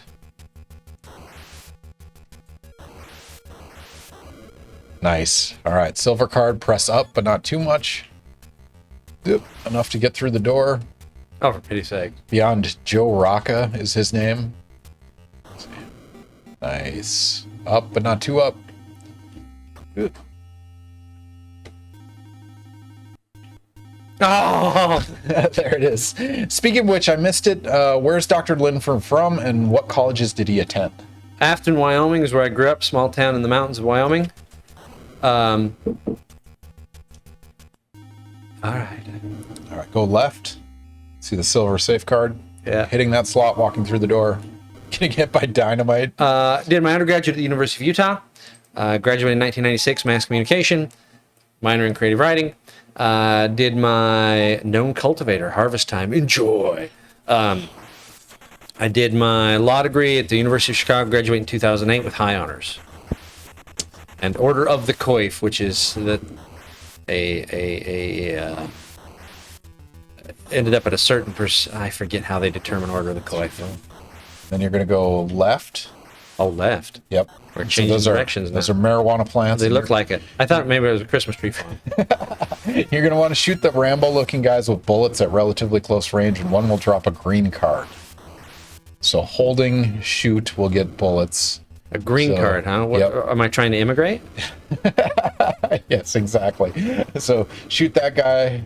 Well, I don't know, guy or girl. I apologize for the engendered. But yeah, so you're going to have to shoot him at closer range to drop card because Nintendo is stupid that way. Done. Perfect. Doodle-doodle. Doodle-doodle. All right. Sorry, I got to copy and paste that question. So I document all these questions. I don't know what I'm going to do with the questions, but I will have them for indefinite record keeping. All right. So Jake, sorry, we didn't get back to this. So percent of survey for confusion of trademark used in court cases. Is it less than half the time or more than half the time? It is less than half the time. Actually, significantly less than half the time. Wow. Yeah, surprising the way courts talk about it. And I think the main reason is they're expensive, right? Surveys are expensive. Mm-hmm. But that's crazy that, like, you're trying to gauge public perception without the data from public perception. Exactly. How do you do it without that survey data? Courts take judicial notice of it. You know, you find some other ways to extrapolate it, right? So, Mr. Big International. Is that a fancy way of saying hand waving? Well,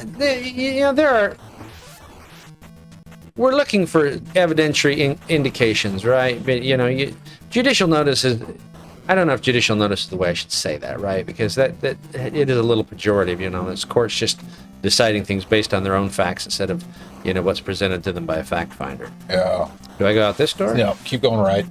You'll get to card slots. You have all the cards. Oh, good. So keep going.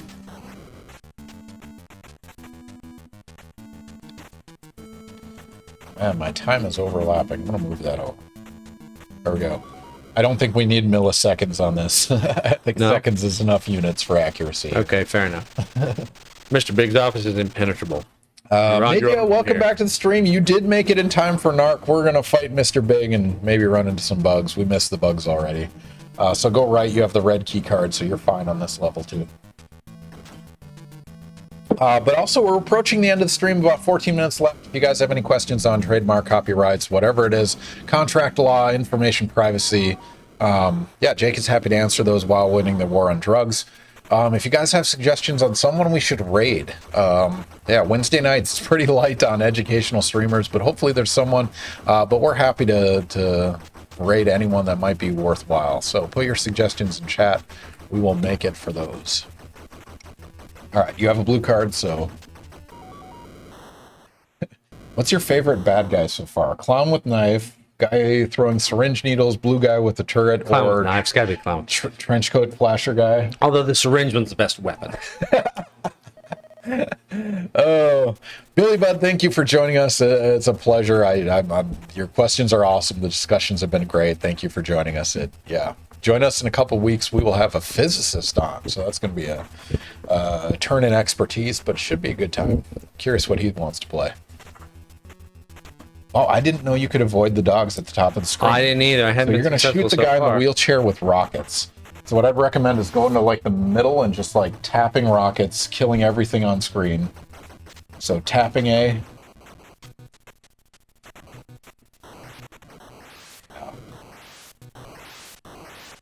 He's a slippery mafia drug lord in a wheelchair.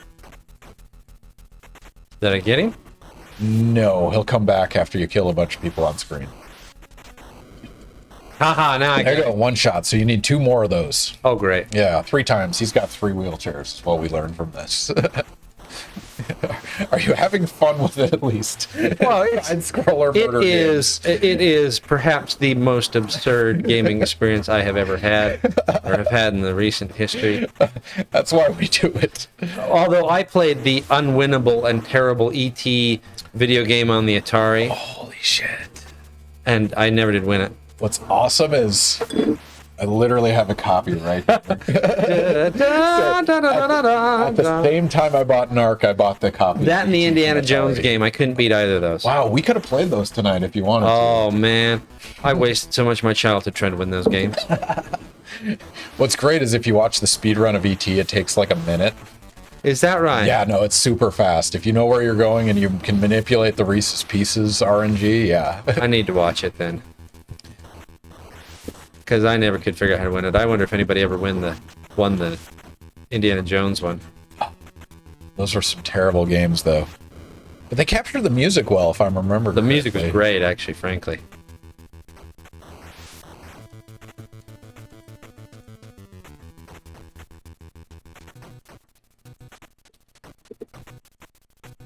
Old man Filionius. He worked at the detector at CERN. That's fun.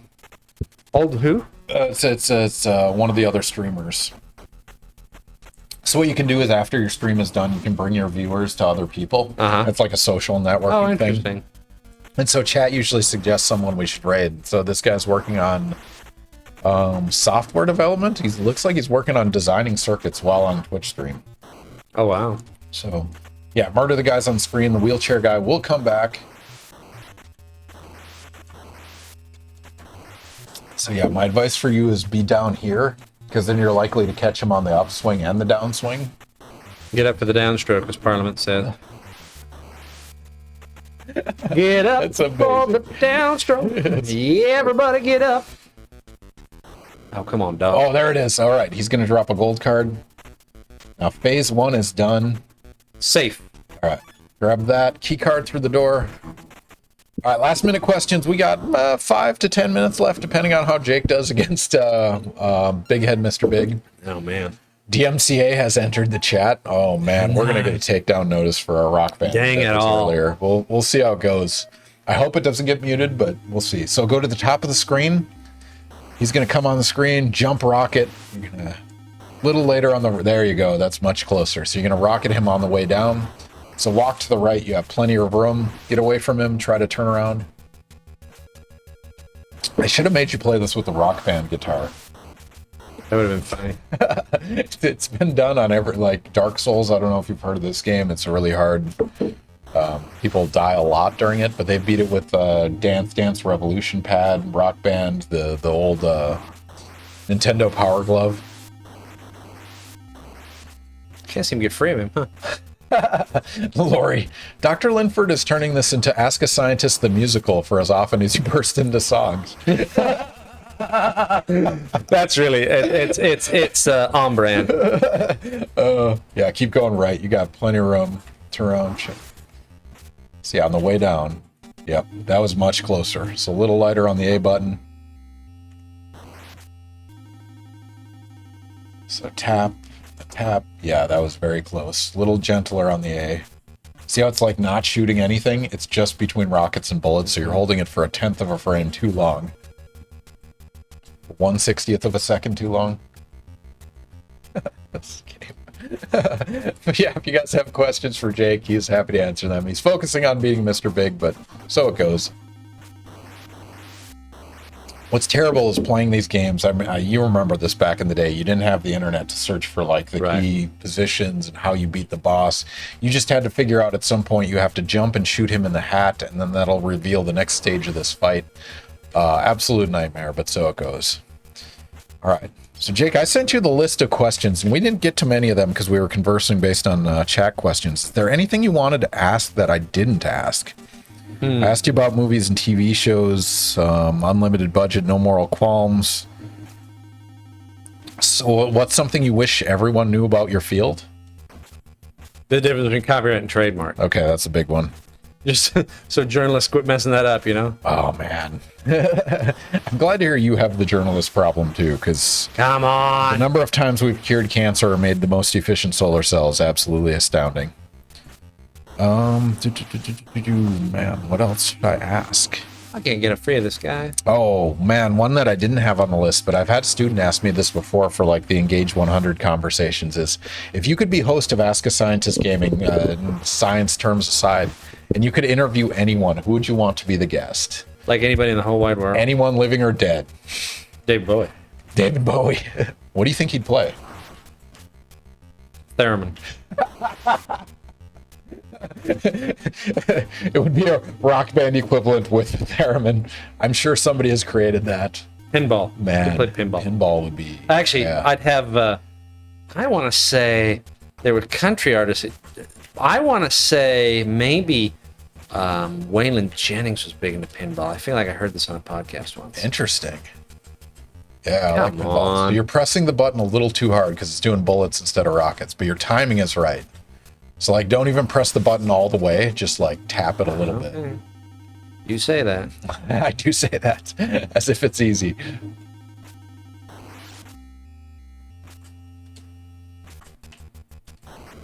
Ooh, very close. A little earlier on it. A little earlier.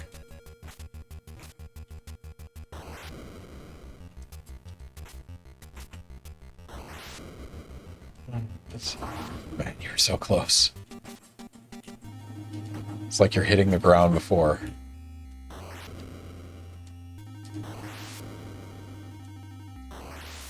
Oh, that was on. There it is. Okay, now rockets to the face. So you don't have to jump anymore. All right, now you're going to walk away from him. You're going to get down between these two black lines, and you're going to turn around and shoot bullets at him. So walk away, hold the shoot button. There's one vertebrae. So that's what you're going to do. So walk back over this way, stay in this range over here. It's going to be entirely bullets. That's brutal. So walk away a certain distance, turn around, hold the A button. It'll shoot bullets, and at some point it'll hit some of his vertebrae. There's another one. Just moving up and down, it'll make it easy to... There you go. Exactly like that. So walk away. Just walk on by. There you go, Lori. Wait. The musical. Somebody generated an AI Ask a Scientist Gaming, the musical. There's enough footage of me on YouTube at this point that can happen.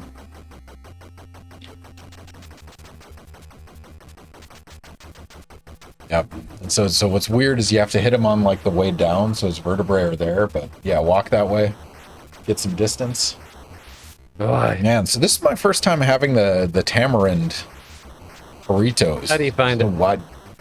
It's interesting. It's like a tea-esque kind of soda, like a tea flavored. I did not expect that. I honestly didn't know what to expect with it, but I liked it. This was fun. I had a little tequila on my drink, but it was, yeah, still good.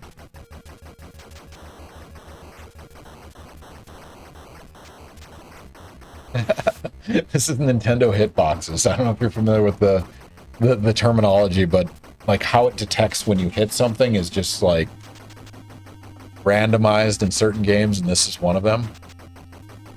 Yes, Misadventures, that is our drink for the night. All right, walk the other way. Same idea. So on the downswing, you want to shoot him. The upswing, you can't hit him for some reason. Huh, interesting.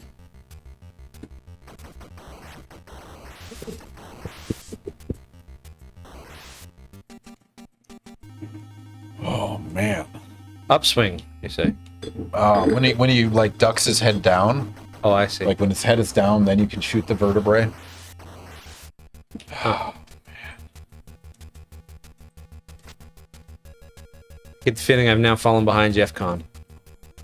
I honestly don't remember Jeff's time. Do you want to know before you leave whether you beat his time or not? Yeah. So I can look that Before up. I leave. All right.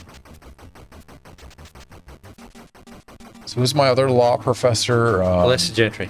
Gentry, yeah, that was the other one.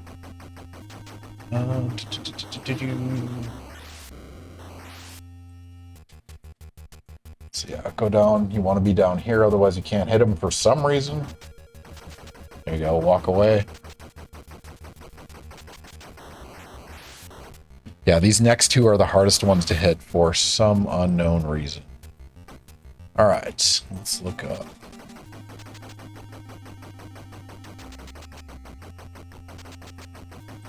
All right, where was Jeff's time?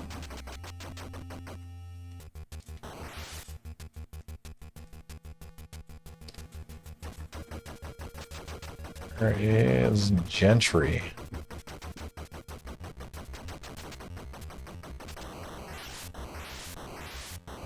Beginning to get the feeling I'm actually never going to hit him. You already got one of them. You just need the other one. Gentry. Elise. Where is Elise's name?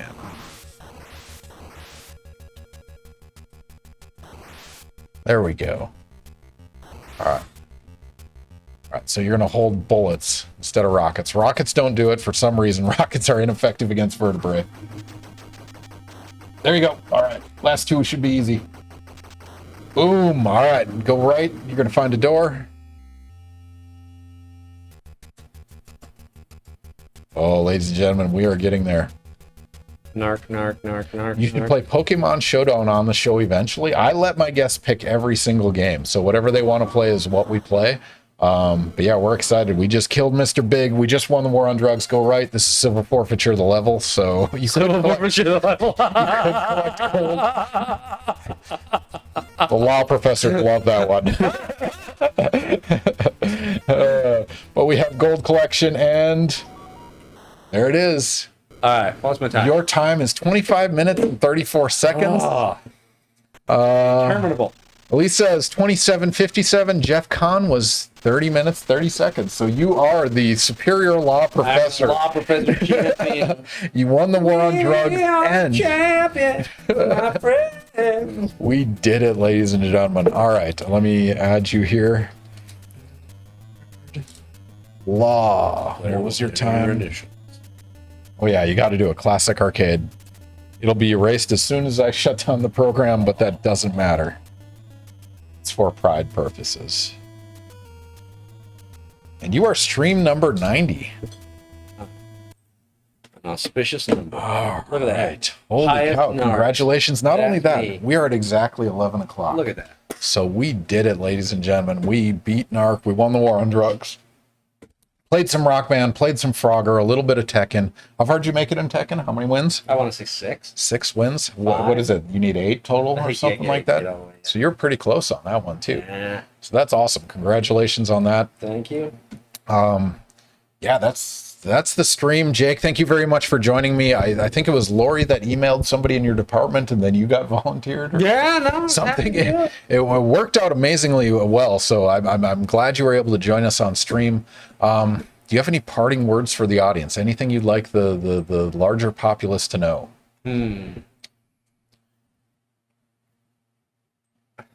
No pressure on this one. Any closing words? Know the difference between copyright and trademark. I'll say that one. If you're here in Tallahassee, my church is having an open house at the temple that will, at the end of start of December, be dedicated, and you won't be able to go in it unless you're a member anymore.